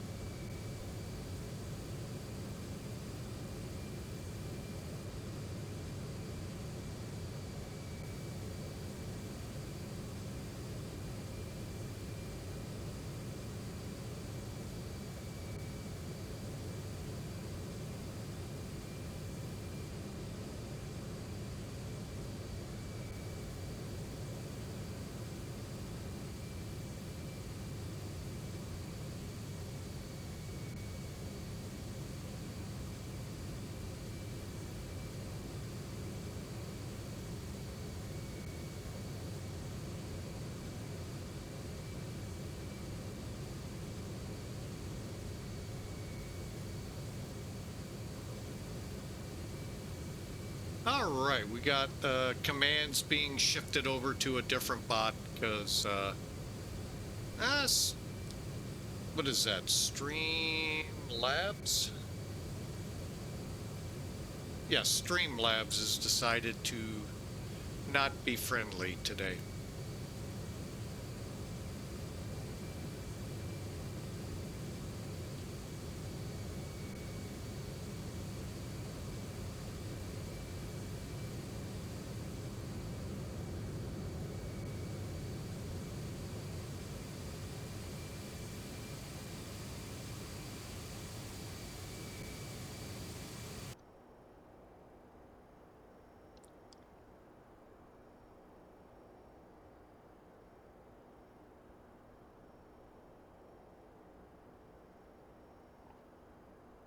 So again, I hope everyone's week has gone well, or is starting off well. Let's put it that way. I forget, yesterday was Sunday, a great day. Great day indeed.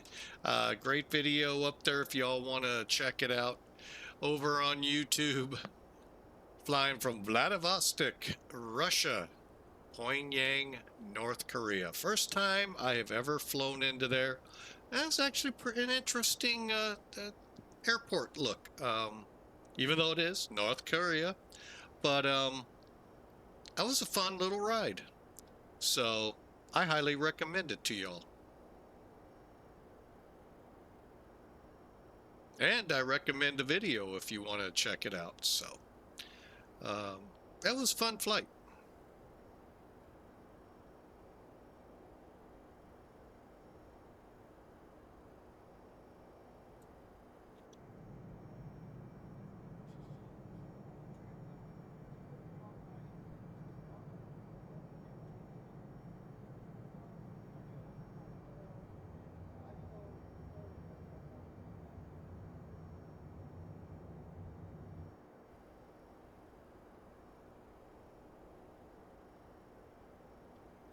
All right, just in case Memphis stays up. They're on 132,550.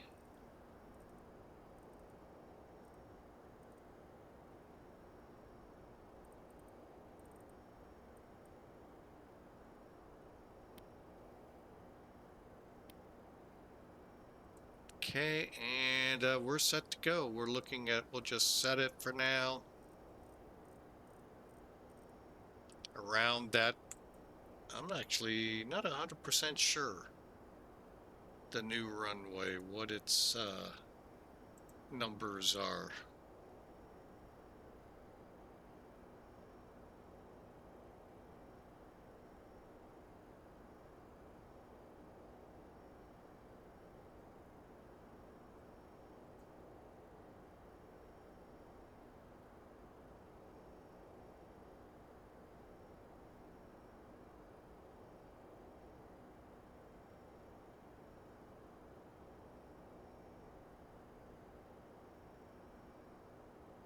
It looks like we got a ways to go before. Well, what's going on here? Is Atlanta up or... Oh, okay, I see.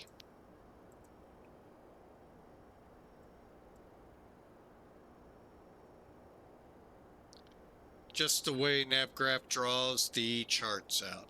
I'm sure y'all just love looking at the radio panel. There we go.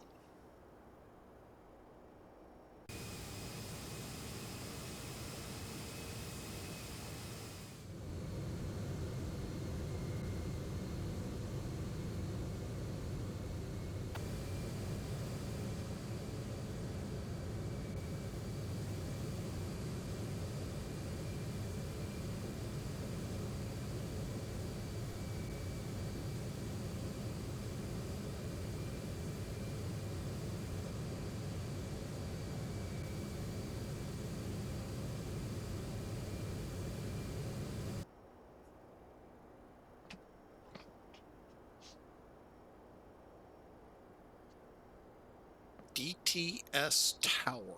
Who is that? Destin? What? They changed the name, or is there... What did they do down there? That was VPS.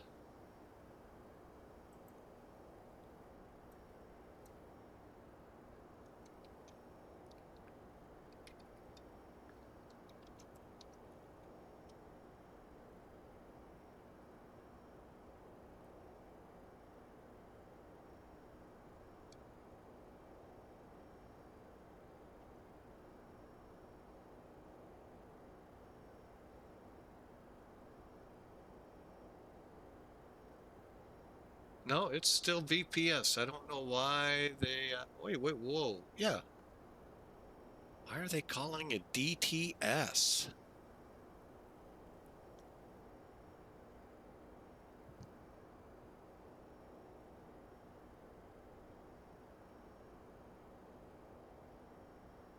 Huh. Interesting.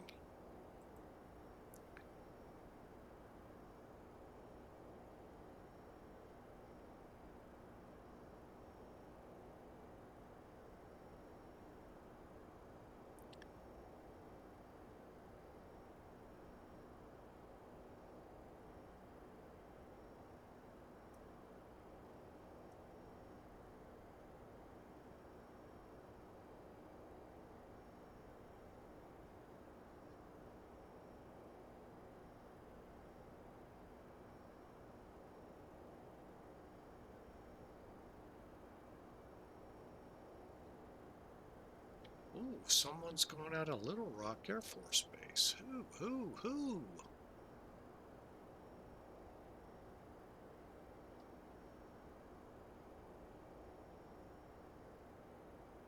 Coast Guard. Okay, cool. Cool.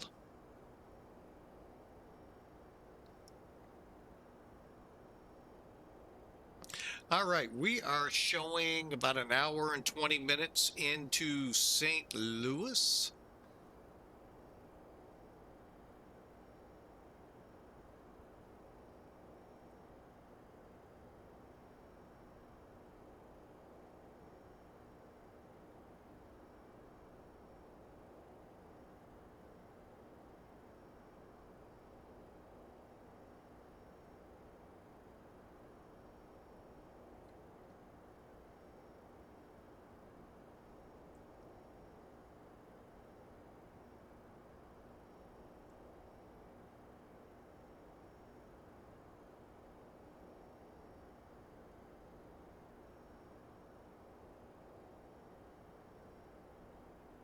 So enjoy the flight.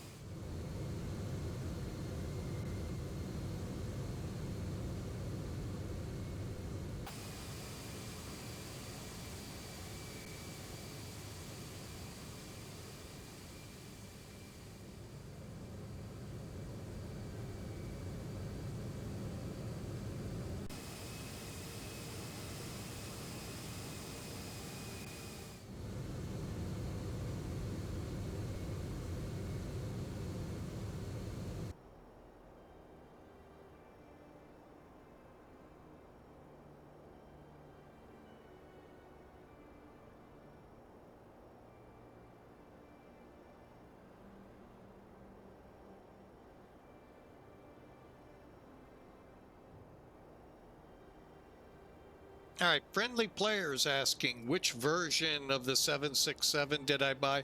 The extended version, in between. Gives you the 200 ER, 300 ER, and the freighter for the 200 and 300. I think that's all. Like I said, I never could really see a difference among them all. So I just went in between and took it that way. Now, if you want to fly the KC-46, the new tanker for the U.S. Air Force, that is based off a 767-200. So if you load the 200, the 767-200 SF, that will work with it. You just have to read the README files to make sure the engines are set right, or they won't look right color-wise. But yeah, I have the extended version.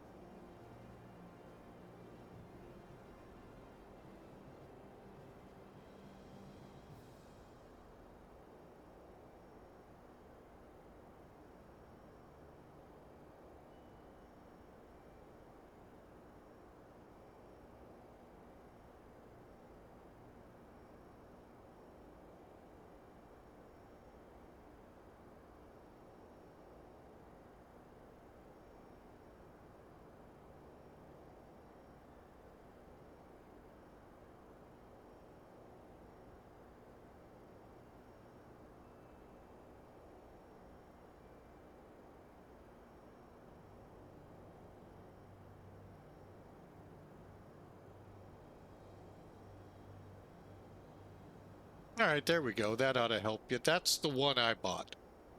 Like I said, it's the in-between version.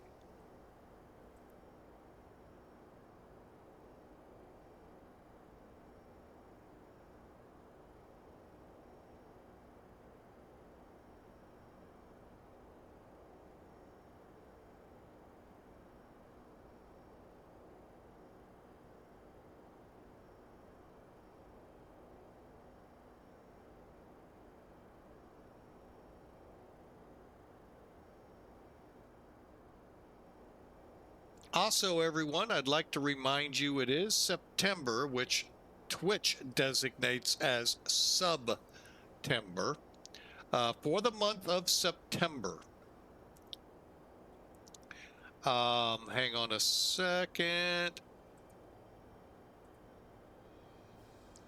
I'm getting it so I can make sure I get everything right. Until the 1st of October at 10 p.m. U.S. Pacific time, take advantage of some great deals Twitch is offering. By subscribing, you will get 25% off 1 month and 3 month subs, 30% off 6 month subs on both web and mobile orders. So all of this will give you ad-free viewing. So along with other perks that some subscribers give out. But you would have to do it with each streamer to be able to get the ad-free viewing on their streams. And the content provider, the streamer, they get a bigger percentage of that purchase than using the other source. So that gives you access to all the streamers commercial free. On that one, we get like pennies. I don't even think we get a penny on the dollar. It's that bad. But at least when you sub us, we get a decent comp for it. But again, that lasts until 1 October, 10 p.m. U.S. Pacific time. So got some time. If you're into subbing, we'd love for you to do that here. And help the streamers out. You know, just like Twitch, you know, we're putting ourselves out here too. So, you know, we're just, you know, trying to make a extra dollar here and there. So, again, it's 25% off 1 month, 25% off 3 months, 30% off 6-month subs, and that's if you use either the web or the mobile way to subscribe. All right, again, till October 1. So thank you ahead of time if you do so indeed subscribe to us, as Inuasic 68 did, about 2 hours ago. Subscribed, been around with us, helping us out, and having fun with us for about 2 years now. So it's awesome to have him aboard. We sure appreciate him.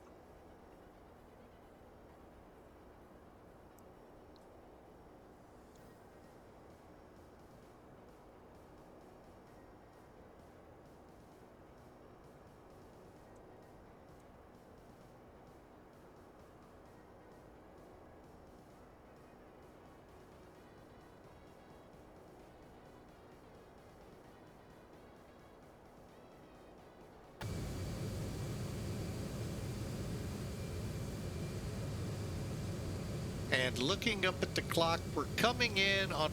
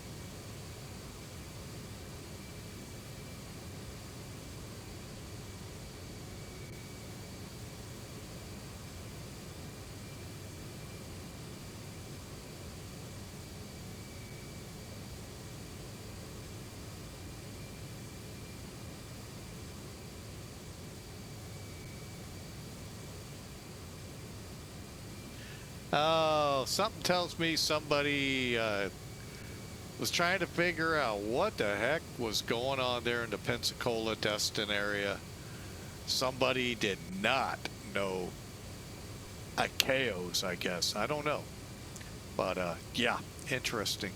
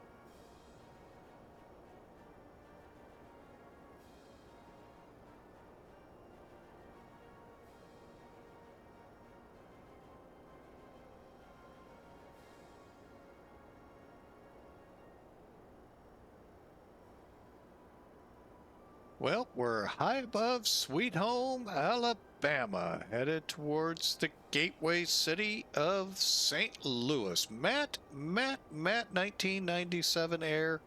Hello, sir.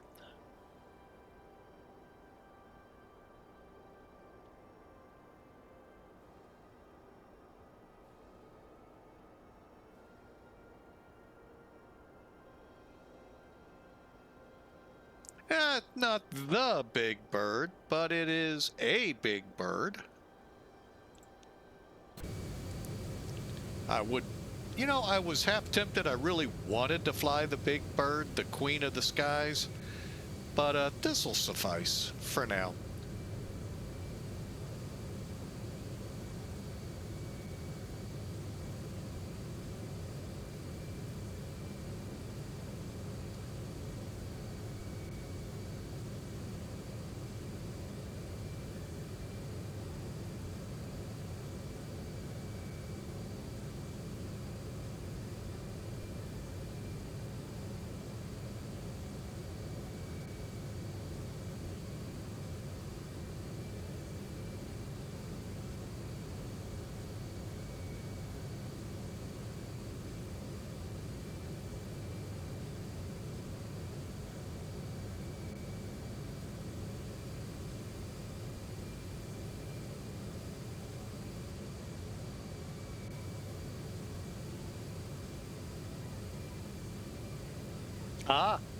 I still don't have the 777. I don't expect to have it anytime before Christmas, if not further.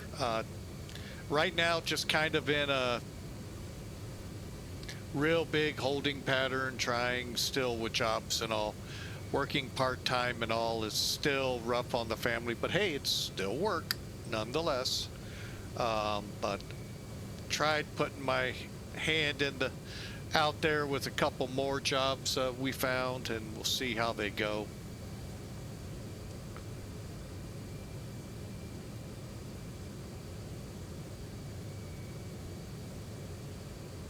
I remember this same situation on the job front, what, about just a little over, let's see, 10, 15 years ago. 2008, the big recession here in the country, mainly spawned on by fuel prices, but there were other factors as well. Fuel speculators seeing how high they could take fuel up before the economy went into a recession, and they did it. They made it happen. And I remember how long it took people to find jobs then, even though their jobs, it looked like they're all over the place. No, they're fake jobs. They're not jobs out there. It's just sad. The whole scamming system out there is just doing its job there with all of the employment sites. They really do not exist. But when you look at it from the outside in, you think, oh my God, shouldn't be a problem finding a job. Yeah, they're just not real jobs. Very few are actually real jobs. And that's what's sad. People just get their fun and kicks off of that. Really send some people into some serious tailspins. And just for the kick of it. So, but anyway, not to drop the mood here, we are on our way to St. Louis, and hopefully the weather will hold and we'll land on 1-1, the new runway as we call it. Part of the W1W plan. What a joke that was. I feel sorry for the people that lost houses on it. Although, hopefully they got paid a fair value or better for their homes.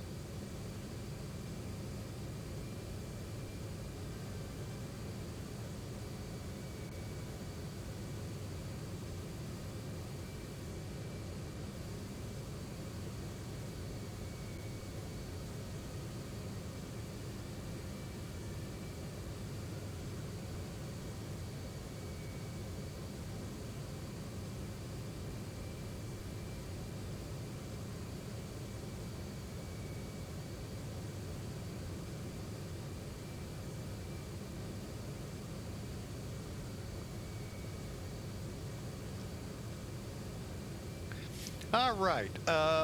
We're getting ready to fly over Birmingham. Vulcan. That's right. Put your hands up. May you live long and prosperous. How did it go? Live long and prosper. Yep. You know, and like I said in the beginning, I wouldn't put it past them. They're from the planet Vulcan there. No. Been there a lot of times. So, and if you don't know the planet Vulcan, Star Trek. Any of the Star Treks, you'll run across Vulcans.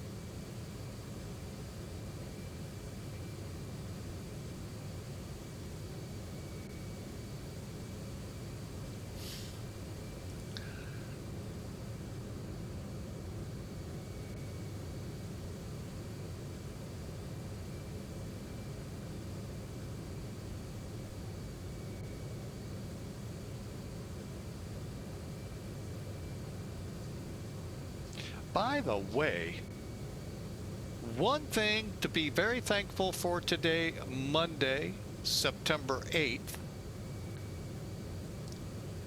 we all survived the blood moon. I can't count how many diabolical, catastrophic events were forecasted in Facebook over a blood moon.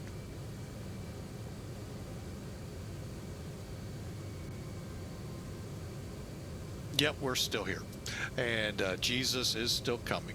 So,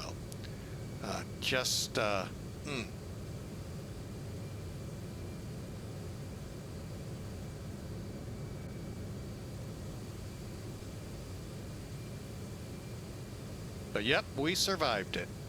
Matter of fact, I never saw it. I don't even know if it was in our area here in St. Louis supposed to be early Sunday morning or early Monday morning when it occurred. Nobody here ever really said anything. But I can tell you this much. We had a full moon last night, all white. We had a full moon the night before, all white. Well, almost full, because I think the official quote date of the full moon was last night, I think.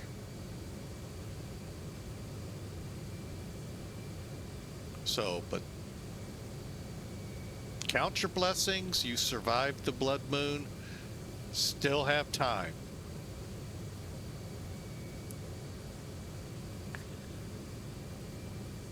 Still have time indeed.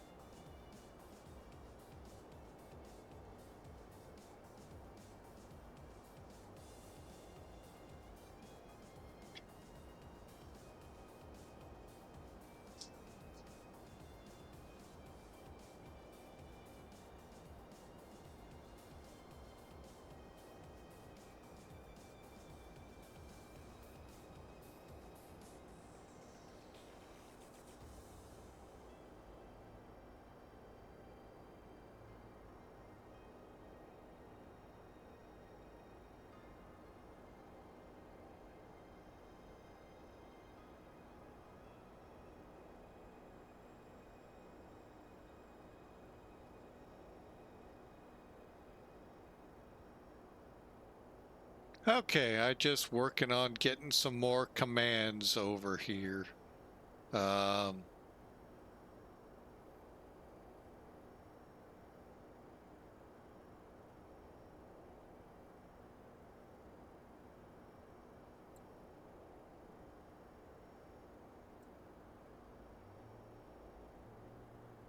me try something here. I'm looking.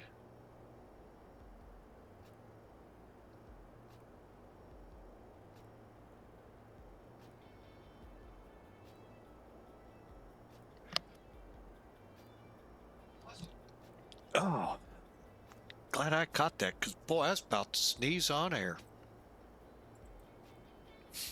Oh. Uh-oh. Something tells me Sim Toolkit's not up to snuff.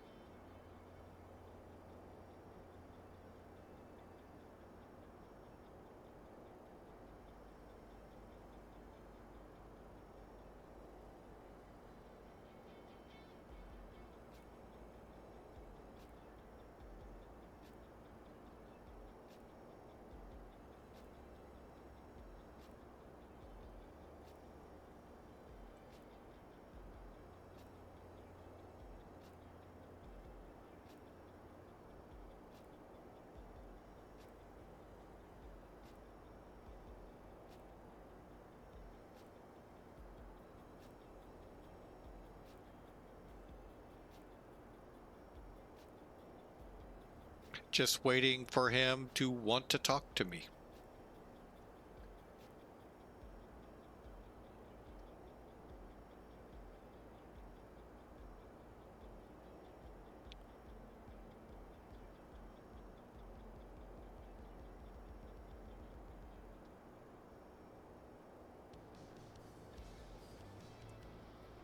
All right, we're looking at about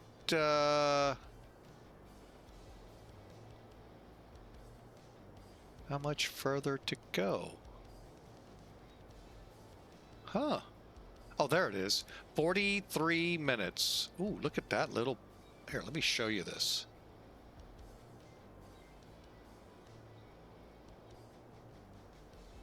Look at that little bowling ball getting ready to come into Kansas City in about a hour or two. Wow. If it holds together. Might make it across over here to St. Louis. Who knows? But that would be several hours. But yeah, pretty impressive. I want to make sure I have a plane that can see the radar on that one.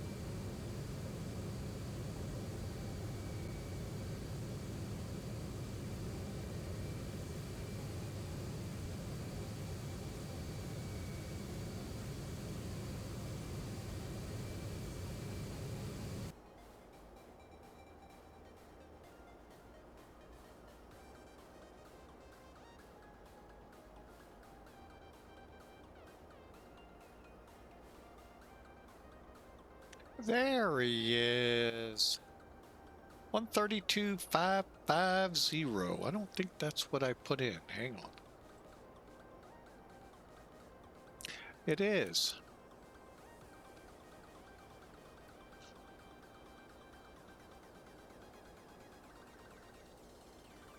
Memphis Center, TWA 323 Heavy with you, flight level 400. TWA 323, Memphis Center, roger. Ready to contact. Good morning. Good morning, sir.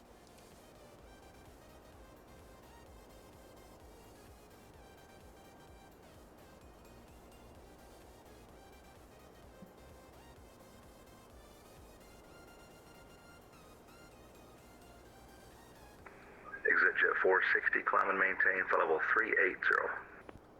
380, ExitJet 460.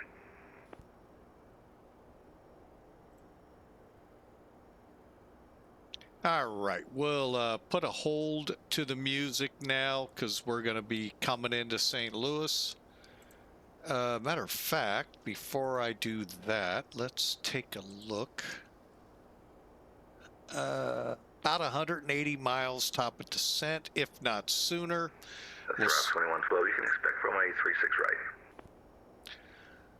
Roger, can we make that 36 left? I'm going to bring Sim Toolkit in here real quick. Route 2112, I have runway updated, 36 well, left. he says that. And Roger, expect 36 left. Sorry, 2112, thanks. Sure.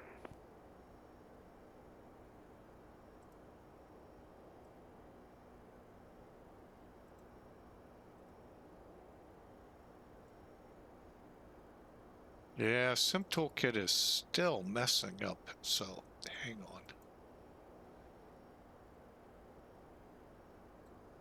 Well, I had them updated. Now it's messing up again. Did this yesterday.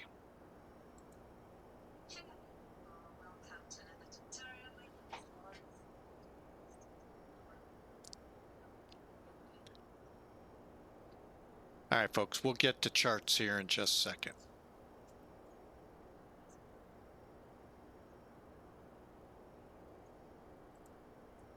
Titular aircraft Memphis Center is going to be off frequency for about 1 minute. Be right back. Salt.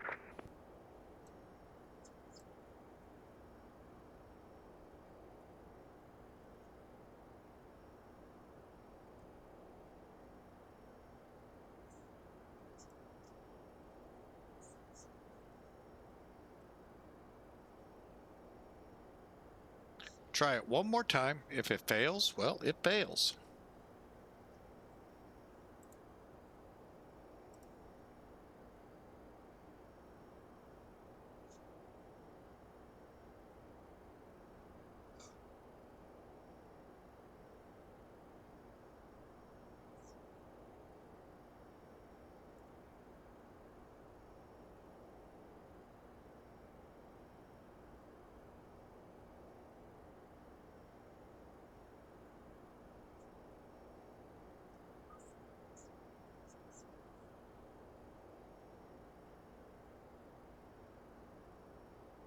Okay, we'll try this as long as we can.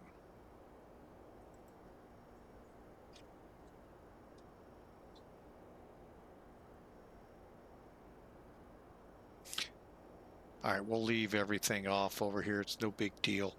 So yeah, you can see I've got charts available if I want in this program. Again, I added it. SkyVector is an easy, just turn it on, and SimBrief I added. And so for now, I'm just going to get rid of this and we'll go to charts just because I'd like to have it for the landing. Yeah, Memphis Center's back. All right. So you can see where we are. We're getting close. So we'll bring in Bosch. Now we're looking to be below 31,000 Delight, above 14,000 Bosch, UJ, Pete. You can see the numbers we need. 5,000 at JBook. Now I've set it up so we can do the ILS, and we will set it up for that. But technically they're going to want a visual if center comes up. All right, so we're looking at 111.95, 123 for the final approach course, and JEXR at 2,500 feet. Okay, JEXR is 7-mile final, 7.5 miles. 200 foot is the decision altitude, AGL, and out to moods for our missed approach if needed. That's what it looks like, folks. We may come in at Cincy. We may come in anywhere along here. All right. And there's our descent profile, 5,000 at Cincy, JEXR 2,500. So you can see we've got a little stepping down to do to get there. We'll probably be at about 2 minutes, 24 seconds from JEXR to missed approach if we don't see the runway. We'll see. ALSIF 2 means advanced lighting system there at the airport. PAPIs should be on the right, we'll see. And we can accept an RVR of 18 or a half-mile visibility. If we do not have a flight director, oh wait a minute, that affects something else, never mind. So it's a half-mile, 200 feet.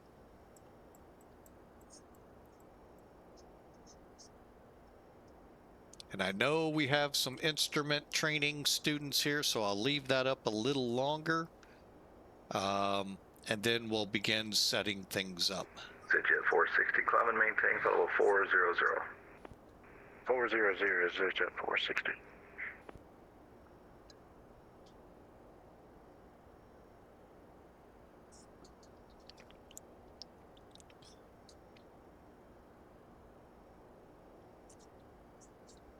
All right.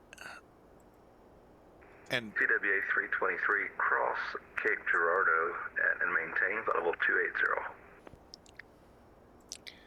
TWA 323 Heavy will cross Cape at, it was 28 and higher. Affirmative, yeah, cross Cape Girardeau and maintain flight level 280. Okay. At or maintain flight level 280 at Cape, TWA 323 Heavy. How we doing here? 28.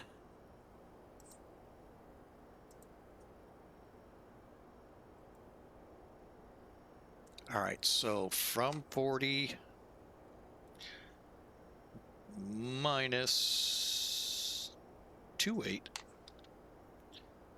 times 3, so 36 miles from Cape. Let's do about 50. We still got quite a ways to go. All right, looking at the arrival, VISQA's 50 miles to scratch, 10 miles. So around VISQA's, we'll start our descent.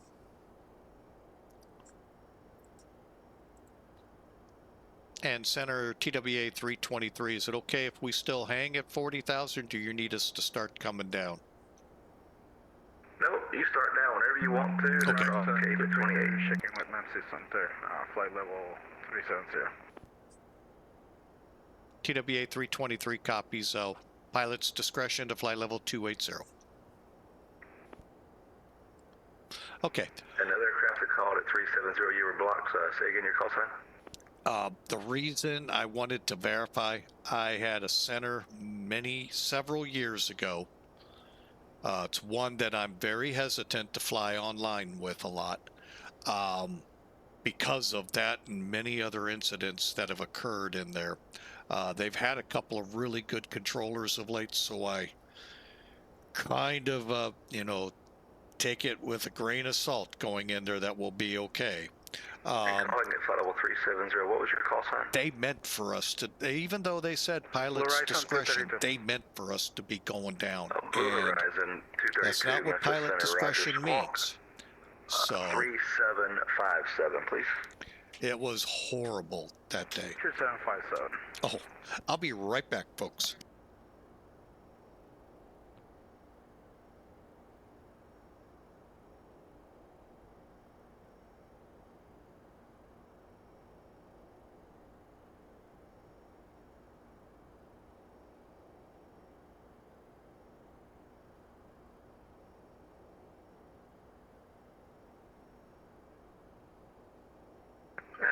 Houston 232, radar contact. Good afternoon.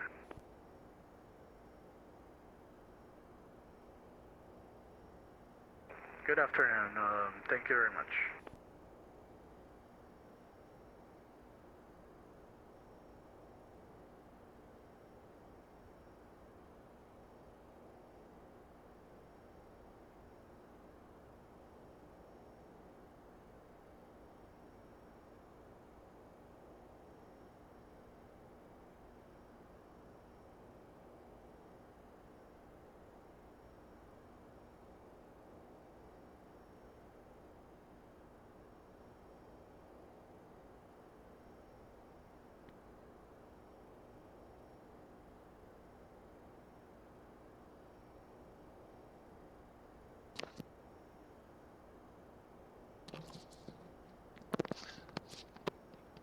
Well, hopefully he wasn't trying to get a hold of us, but our air condition, with beautiful weather, we've had windows open and the air kicked on. Didn't want to cool it down anymore. It was a mad dash through the house, windows down. All right, so Cape Girardeau.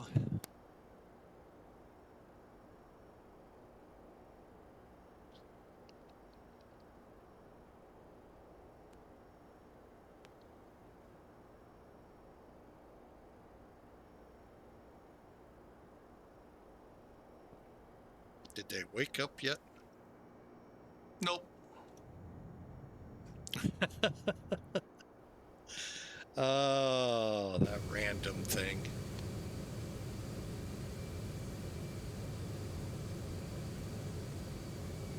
We'll land and it'll be up. That's what's funny.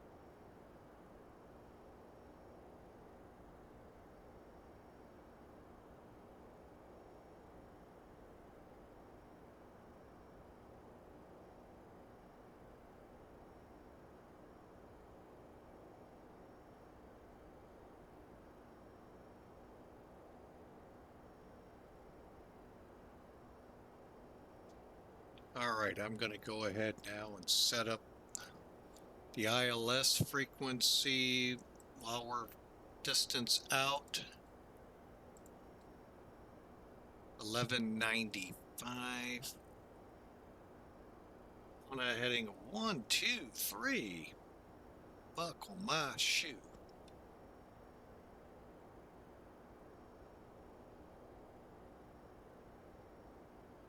And Memphis Center American 1945.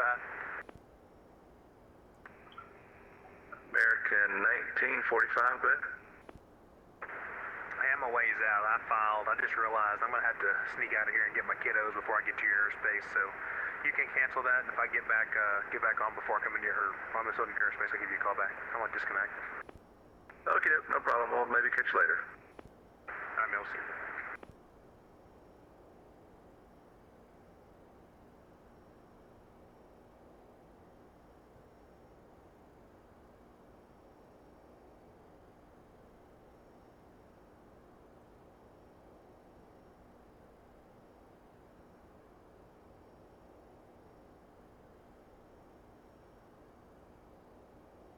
boy, there is an airline out here that I used to fly for. I thought they closed up shop. Hang on.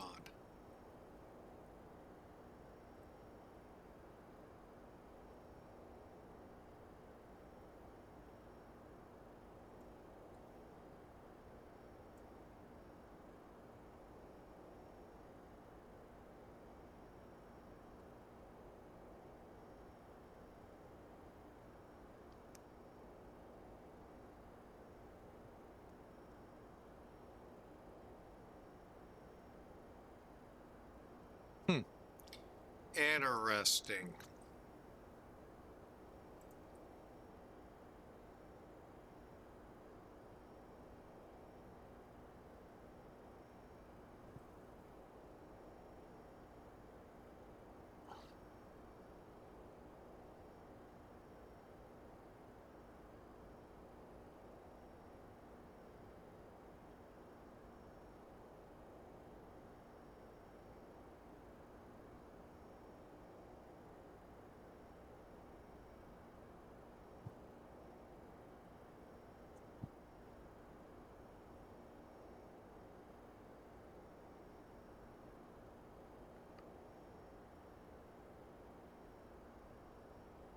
Okay, where are we in response?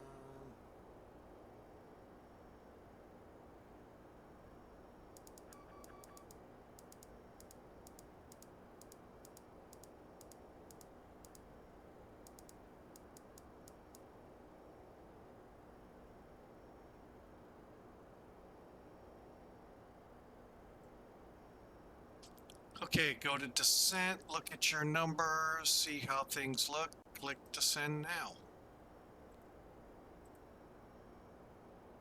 Drive 2112 to flight present heading, descend and maintain 3000.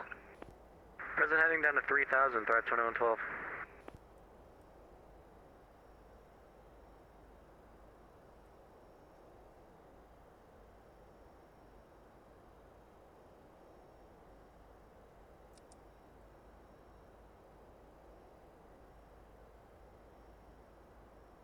Okay, a nice gentle descent.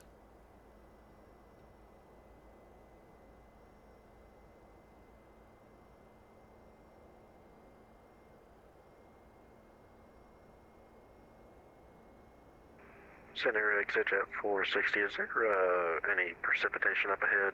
I don't know if it's just my simulator or not, but I got a big wall of some nasty looking clouds up ahead.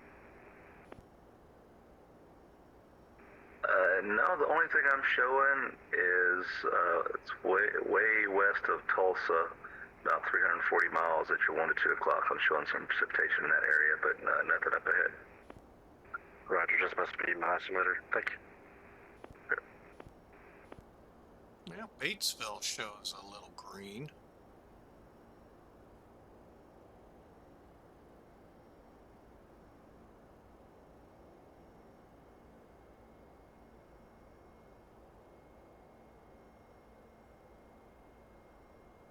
All right, we are now on the Bush 3 arrival. St. Louis will be planning runway 11 visual.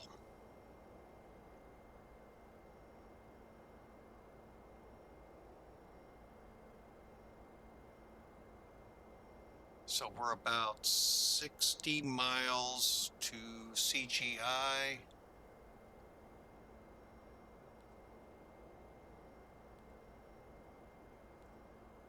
Okay.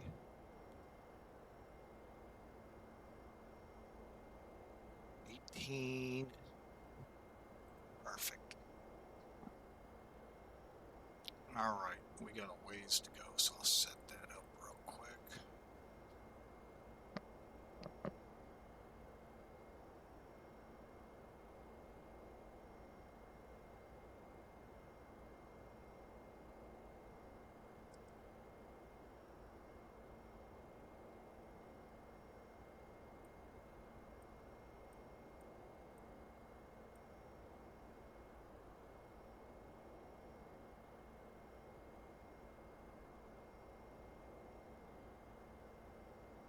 There we go. what I was doing is setting my VSI manually so that the arc would be ahead of CGI. So I'll get down to 28, will probably come out of his airspace. FedEx 1465, leave him airspace. Atlanta is offline. You can change to Unicom. Have a good flight. And then on we go. Welcome to Unicom. Have a good day. FedEx 1465. And again, just to kind of a plug here, it is Twitch's September. Drive 2112, flighting 270.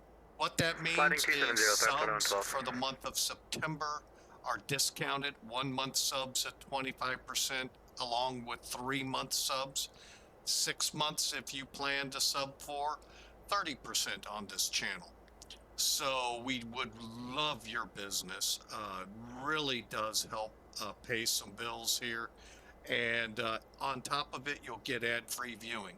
Now, there are other options out there for the ad-free viewing. The streamers don't even get a penny on the dollar on that route. But if you go through subbing, they get a better fair shake of the money brought in by a sub.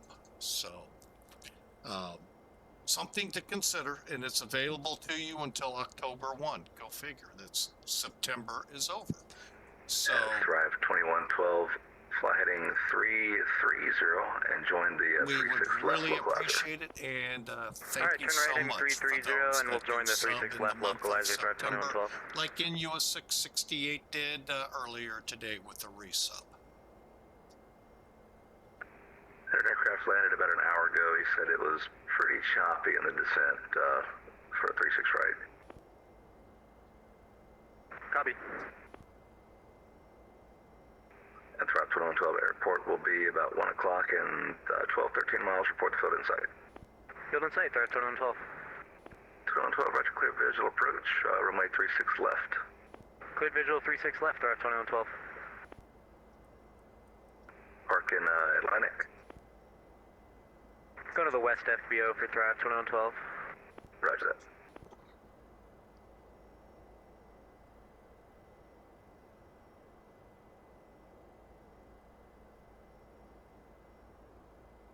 All right, so we should be getting handed off here to Unicom shortly, and then on we'll go to St. Louis.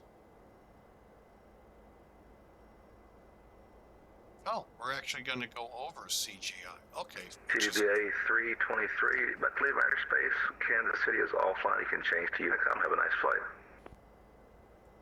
All right, TWA 323 Heavy over to Unicom. Thanks for the ATC. See ya. See ya. Delta 549, leave them airspace. Fort Worth is offline. You can change. All right, we're on our way down.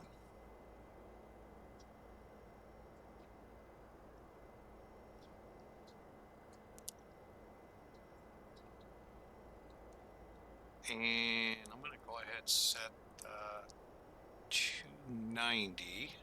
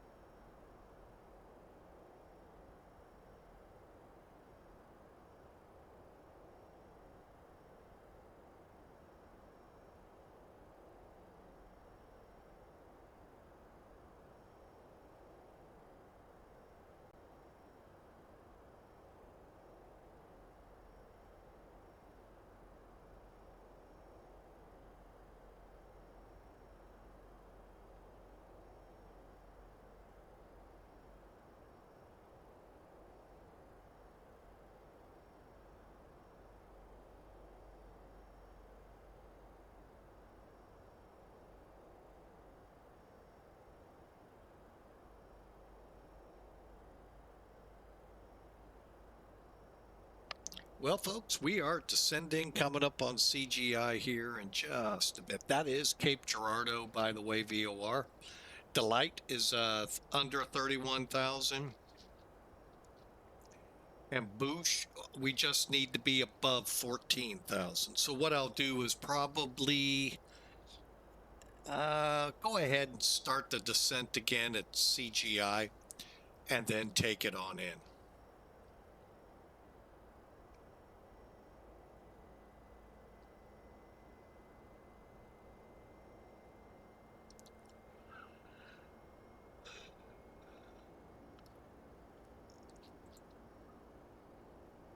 There's the Mississippi River there, which we're pretty much going to track all the way in.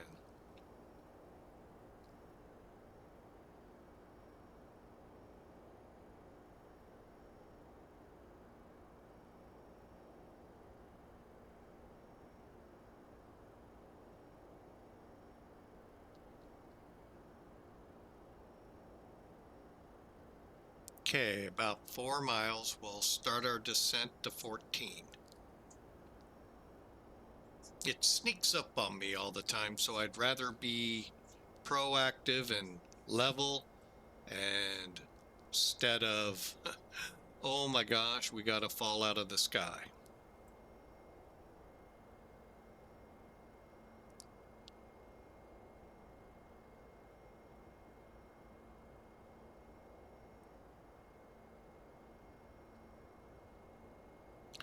All right, let's set up for 14.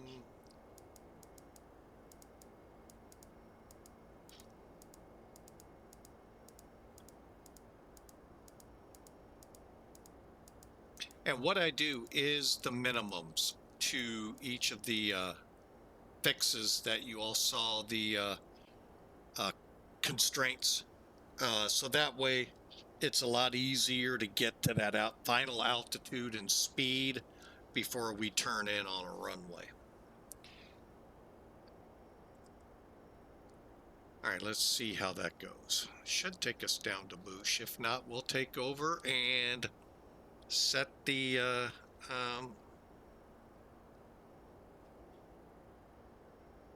it's 40 miles out and I'm not seeing the arc.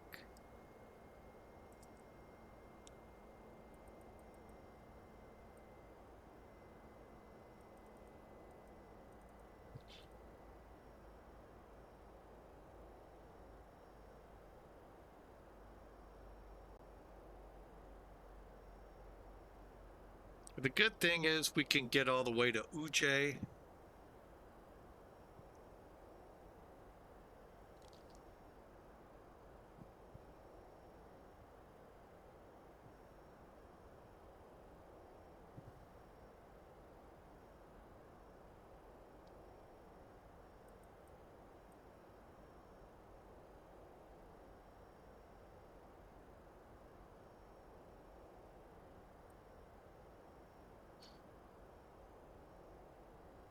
Okay, there we go.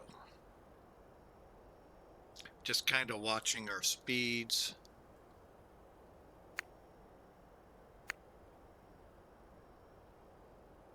All right, and 3027. Okay.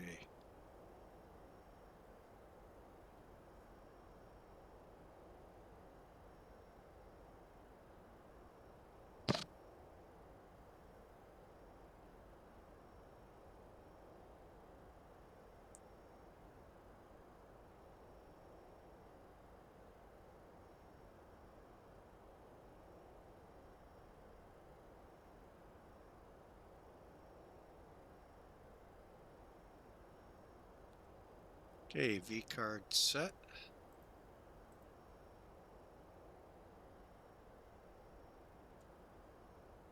Check our checklist real quick. All right, we've got auto brake. Let's go 3. Actually, I'm going to double check that with SimBrief.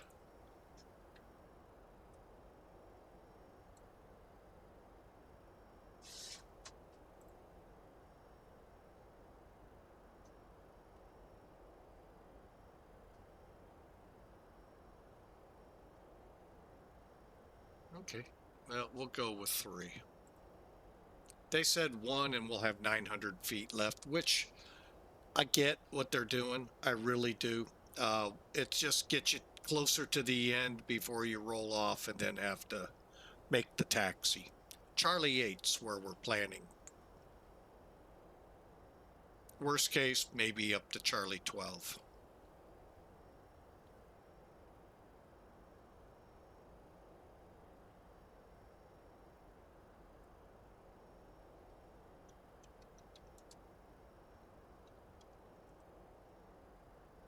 $118.5.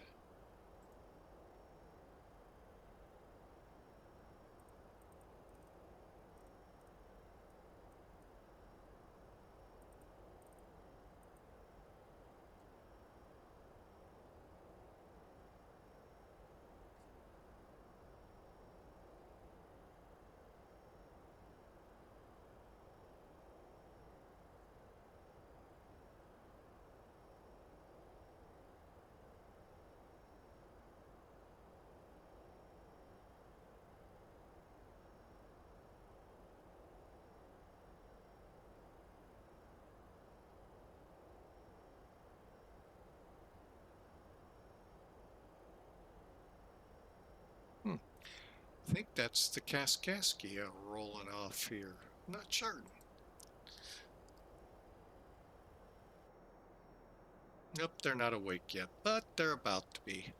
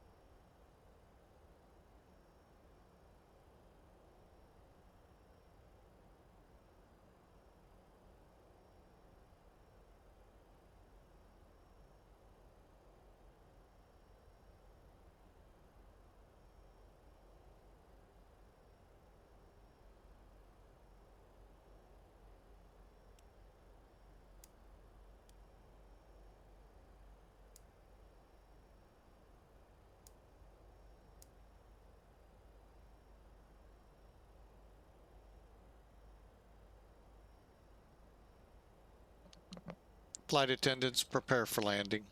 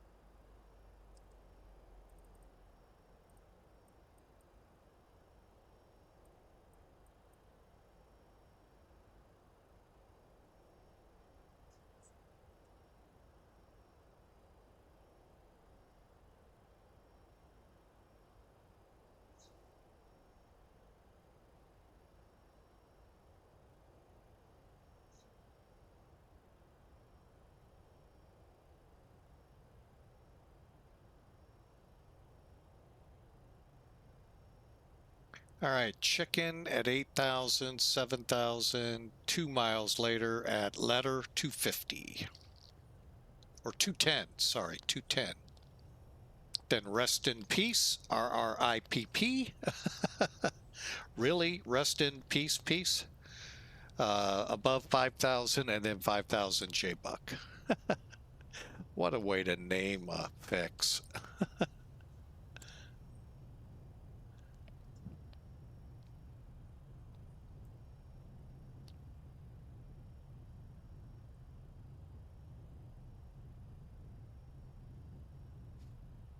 All right, we have 1195 set up. 1, 2, 3 for the approach.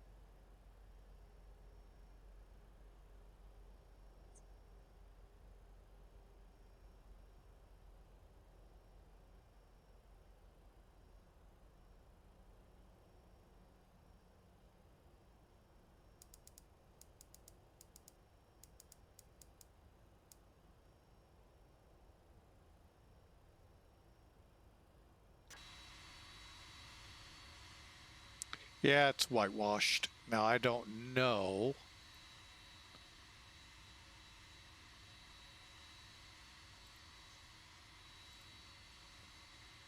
But at least I'm making out things there. But yeah, it's really tough to tell.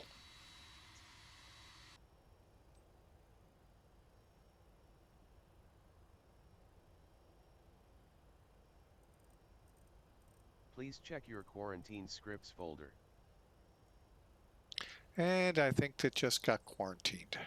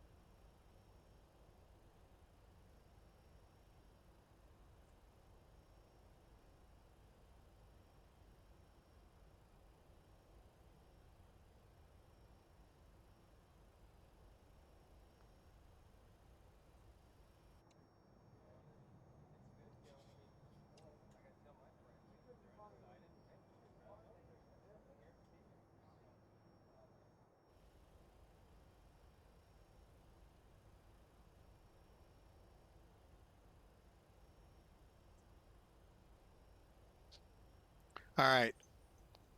Here we come into 5,000, 210 J-Buck, and off we go.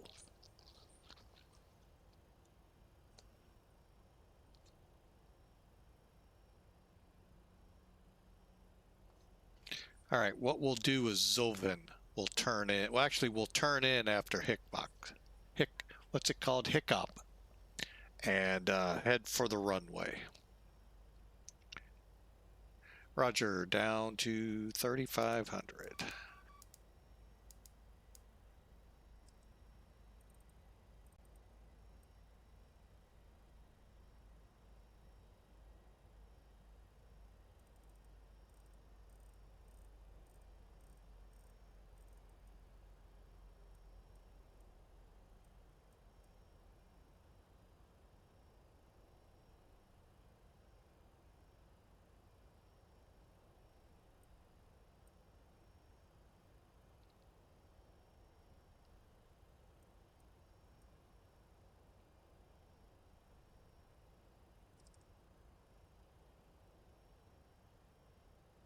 Why are you turning that way?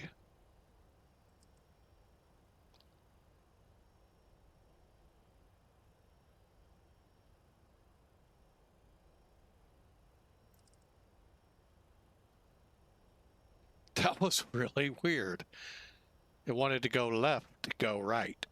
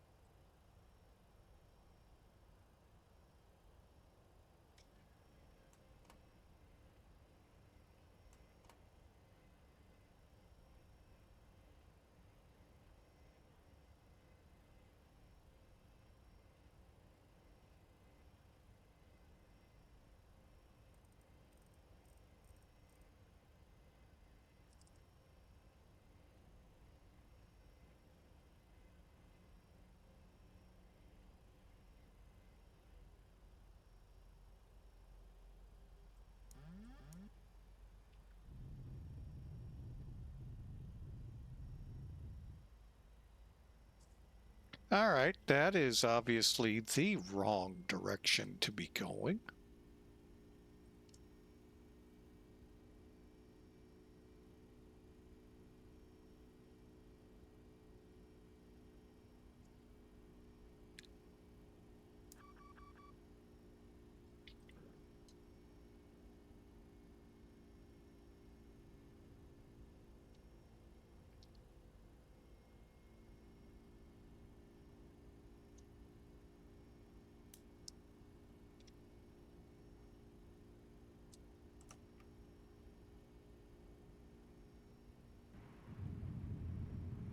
Yeah, that airport's whitewashed still.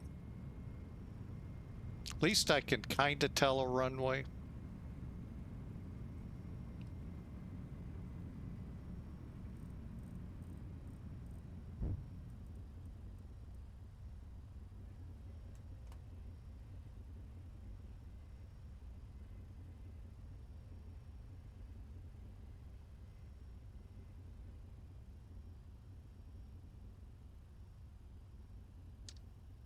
And St. Louis traffic, TWA's 323 heavy, final for runway 11.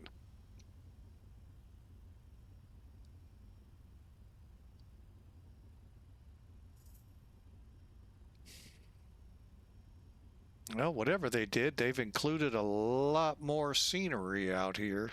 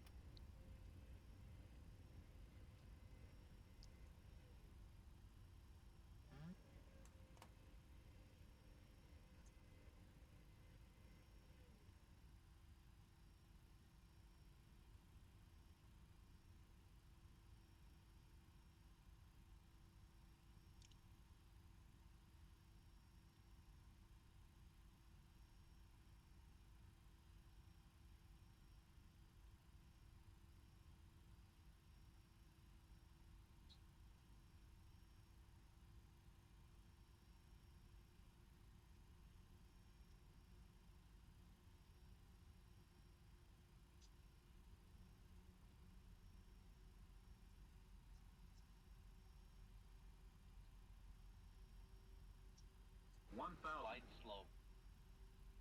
Glide slow. Glide slow.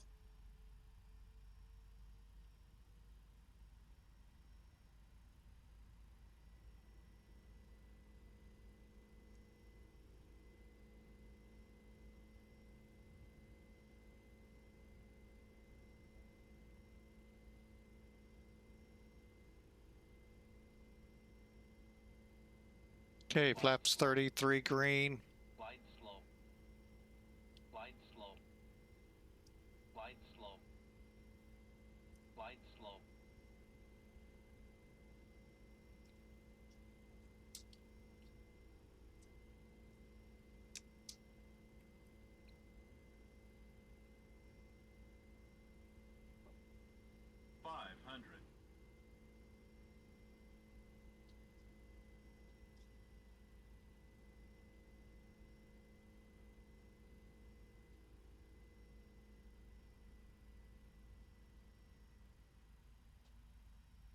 Minimums.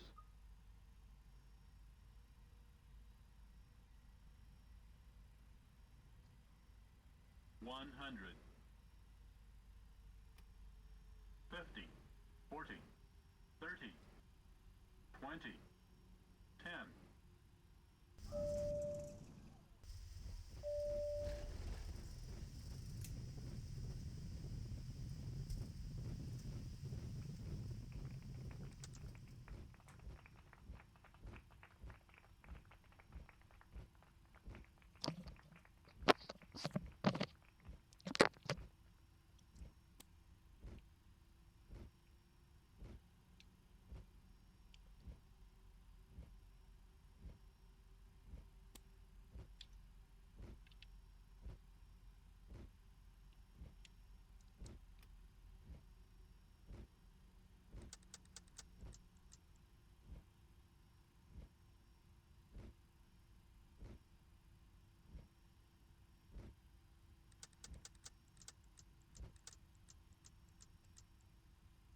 And St. Louis traffic, TWA 323 heavy off runway 11 to TWA parking.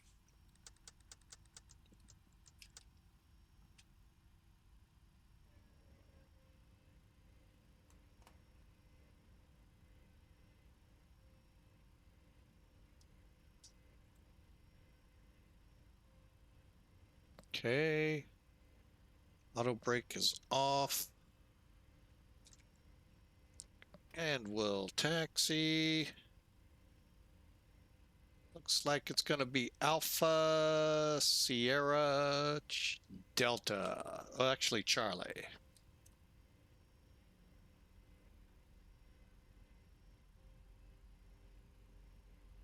Now, the one thing, let me take a look. This should have a fairly significant grade.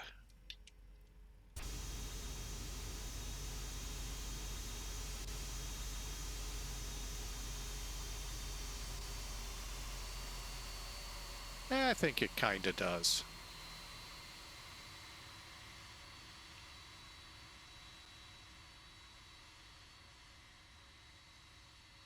When you look at it from the interstate, which you see running next to it, the big motorway, there's a pretty significant uphill to it from here.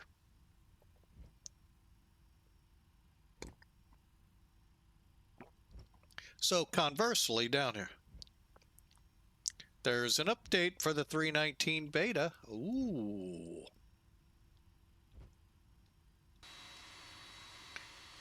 And what'd you think of it there, Godspeed?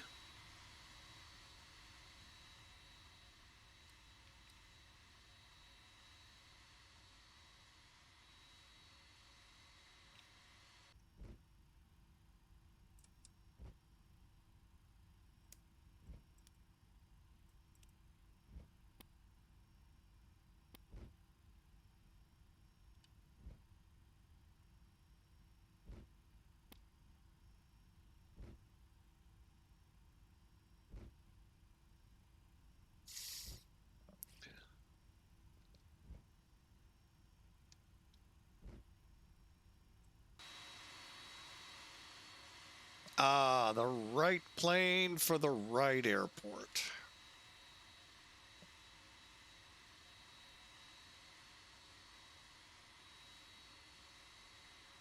It's not what I think, it's what.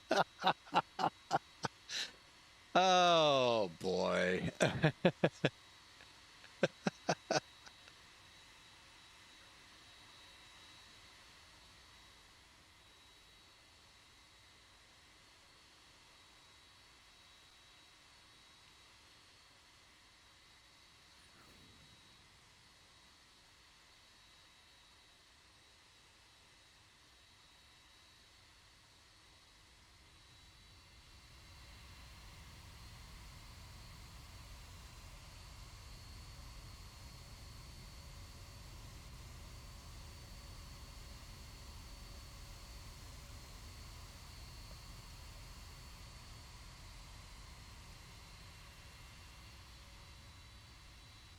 All right, well, we'll take a look.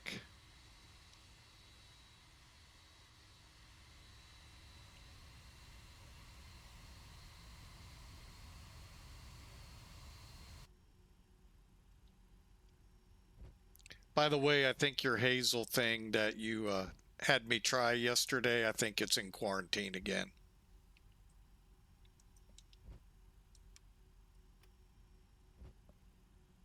So,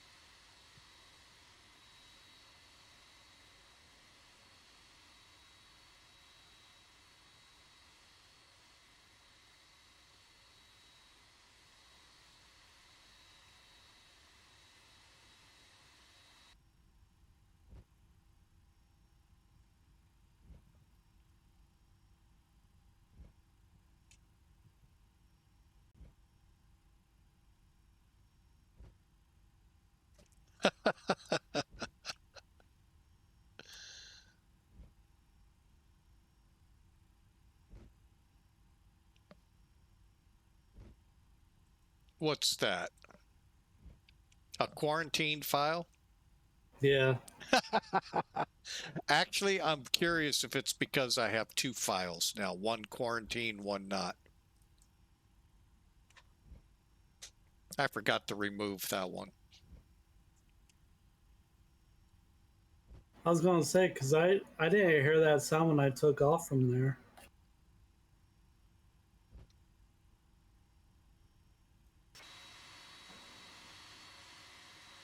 I probably didn't wait long enough either, so I don't know. But yeah, there's the good old whitewashing.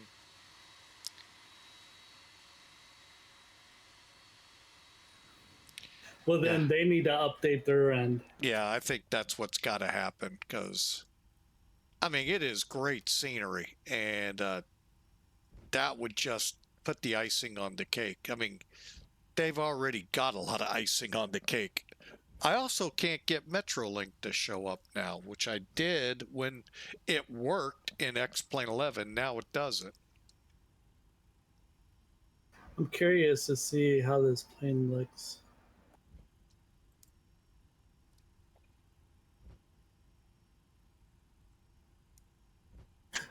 We're somewhere with bad weather. I need a place. Need a place? Yep. Florida, Tampa. Florida and Tampa. Yep, down in Tampa.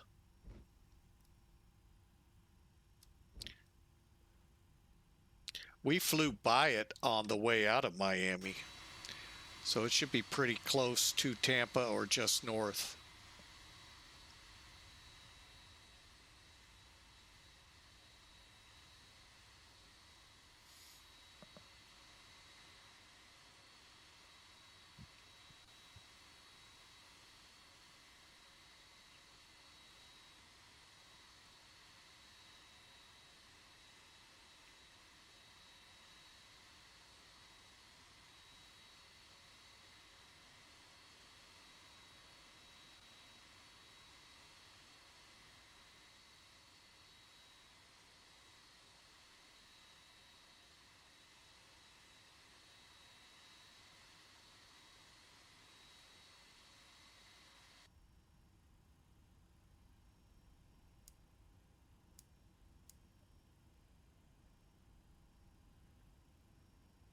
So you said you let both firewalls in there?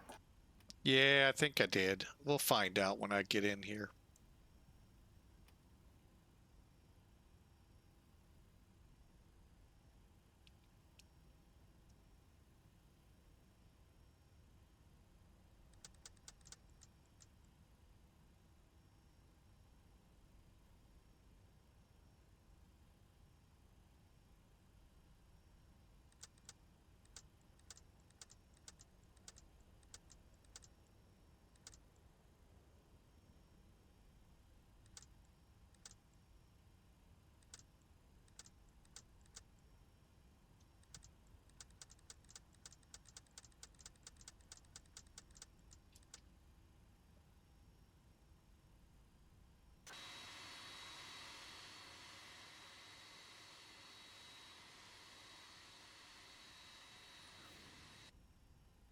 All right.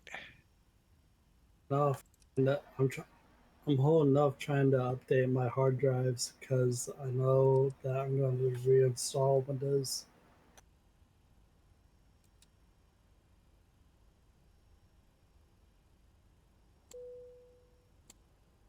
I tried to install Windows 11 and it wouldn't let me do it, and I had to take my battery out of my motherboard to put it back in just to get it working again.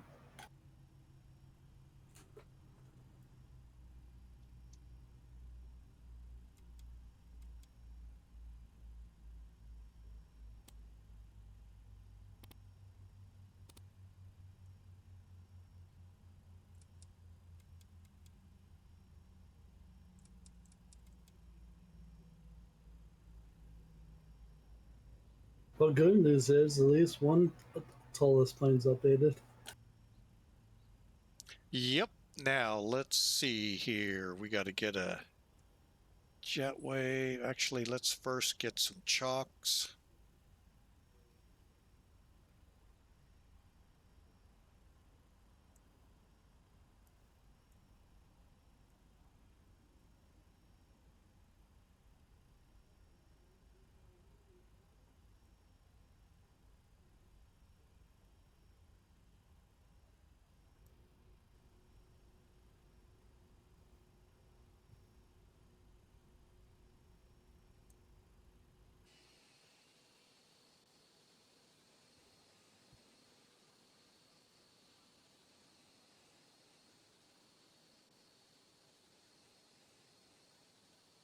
You said Tampa, right? Do you know the ID Tampa, for that? I'm trying to see here. Hang on.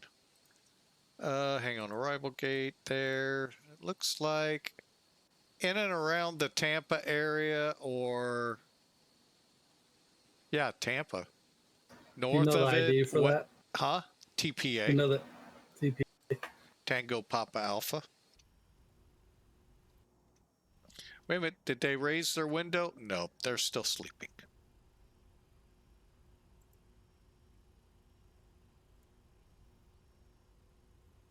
With that hard landed? No,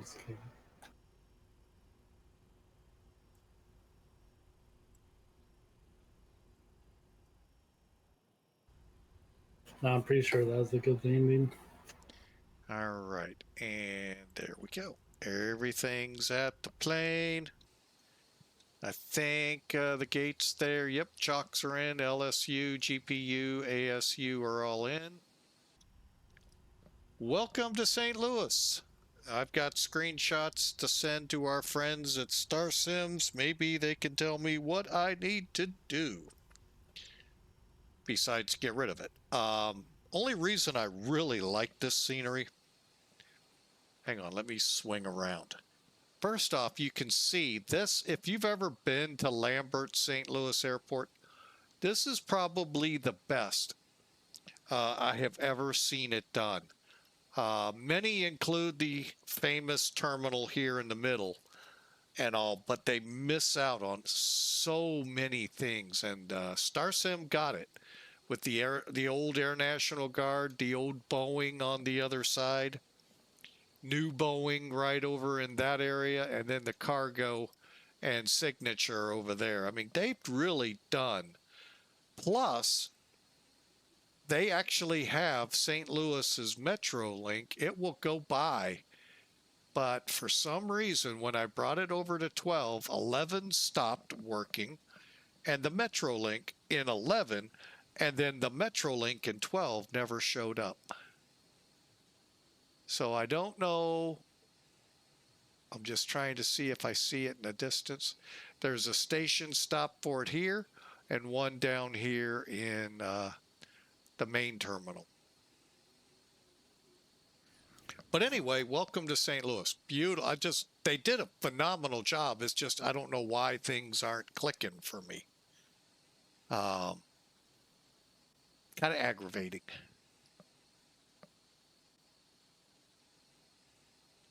All right, so let's pull up Pan Am Virtual. Got us at, looks like 442 feet a minute. I'll take it, even though I know that's not right.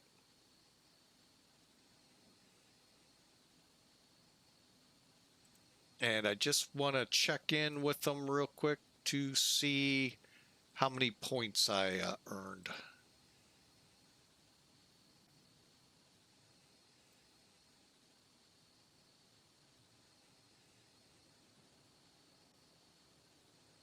All right, just the normal 55. Okay. Jeez. It's kind of hard, you know, when you fly with one VA, and this would be somewhere on the neighborhood of a 200-point flight, and you only get 55 here. Yeah. That's okay. Hey, the flight got accepted. You know, to me, that's really all that matters. All right, onward and upward. Let's bring Elevatech in. It'll probably say about the same because I think the two record at or around there. There's where Godspeed I'm talking about. You could also go up to Tyndall Air Force Base, Orlando, Miami.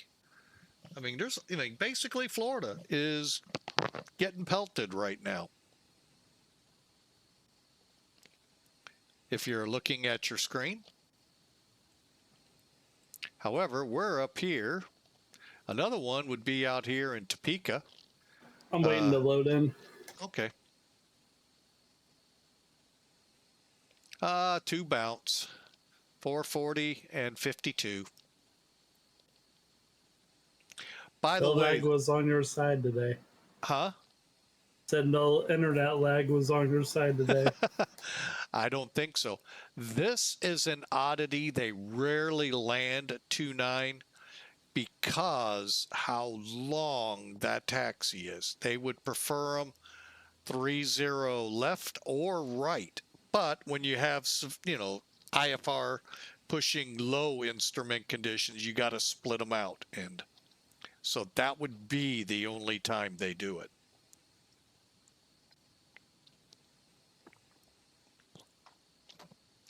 All right, so let's complete the flight and get the numbers as best we can.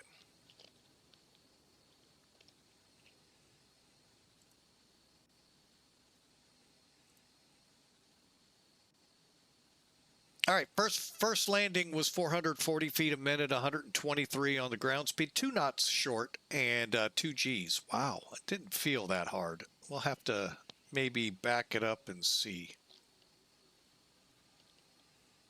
So looks like about 1,600 feet to 2,000 feet, and not bad.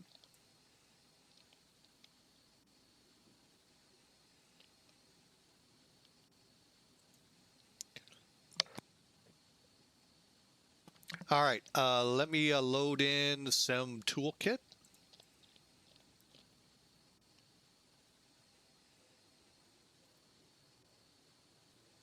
Let me get rid of the overlay.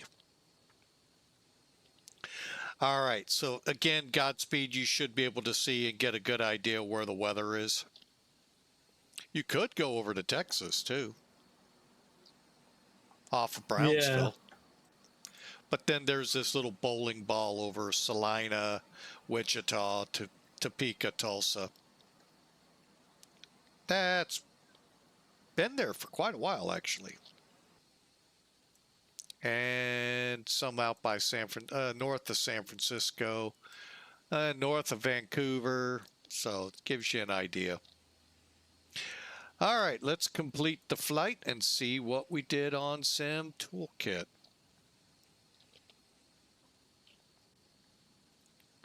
They too got us at 400 feet a minute.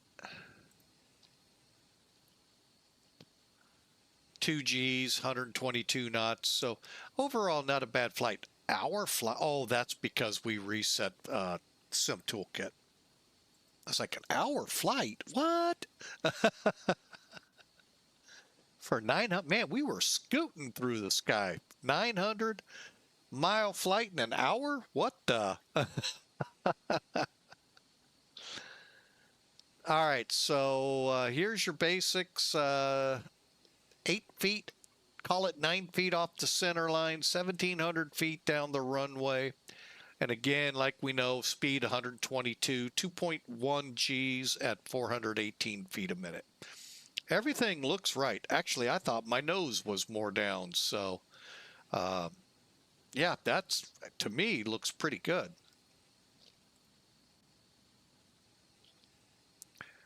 All right. Well, I want to thank everyone for being a part of Flying with Mike.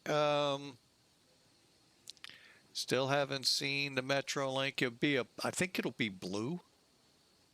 But yeah, I'll have to get a hold of Star Sims and say, what's up with your scenery in X-Plane 12?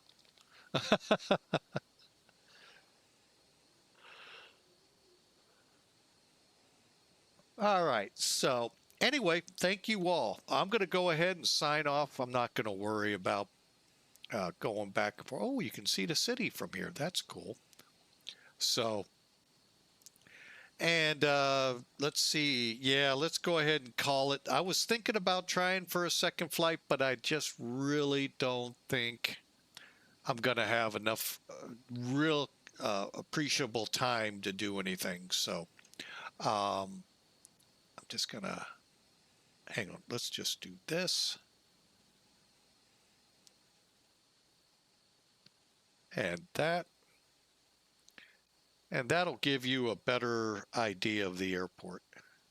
Now, the nice thing about Philly, the trains actually run through. That's why I'm disappointed we don't see the Metrolink.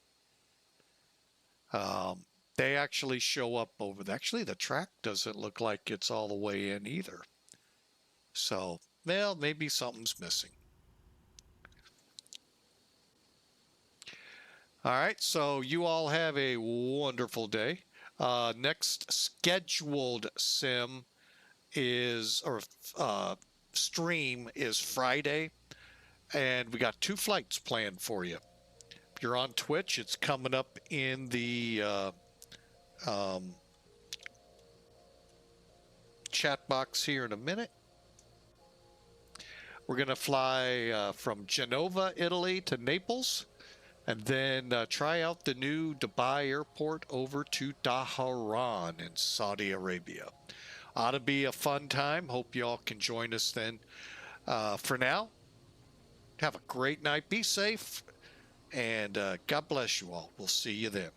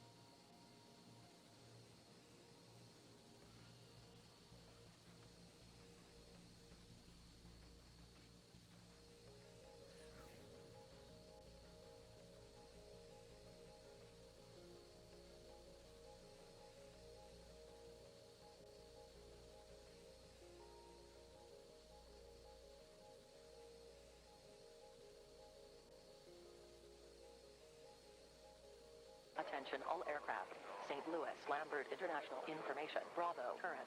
Altimeter 3026.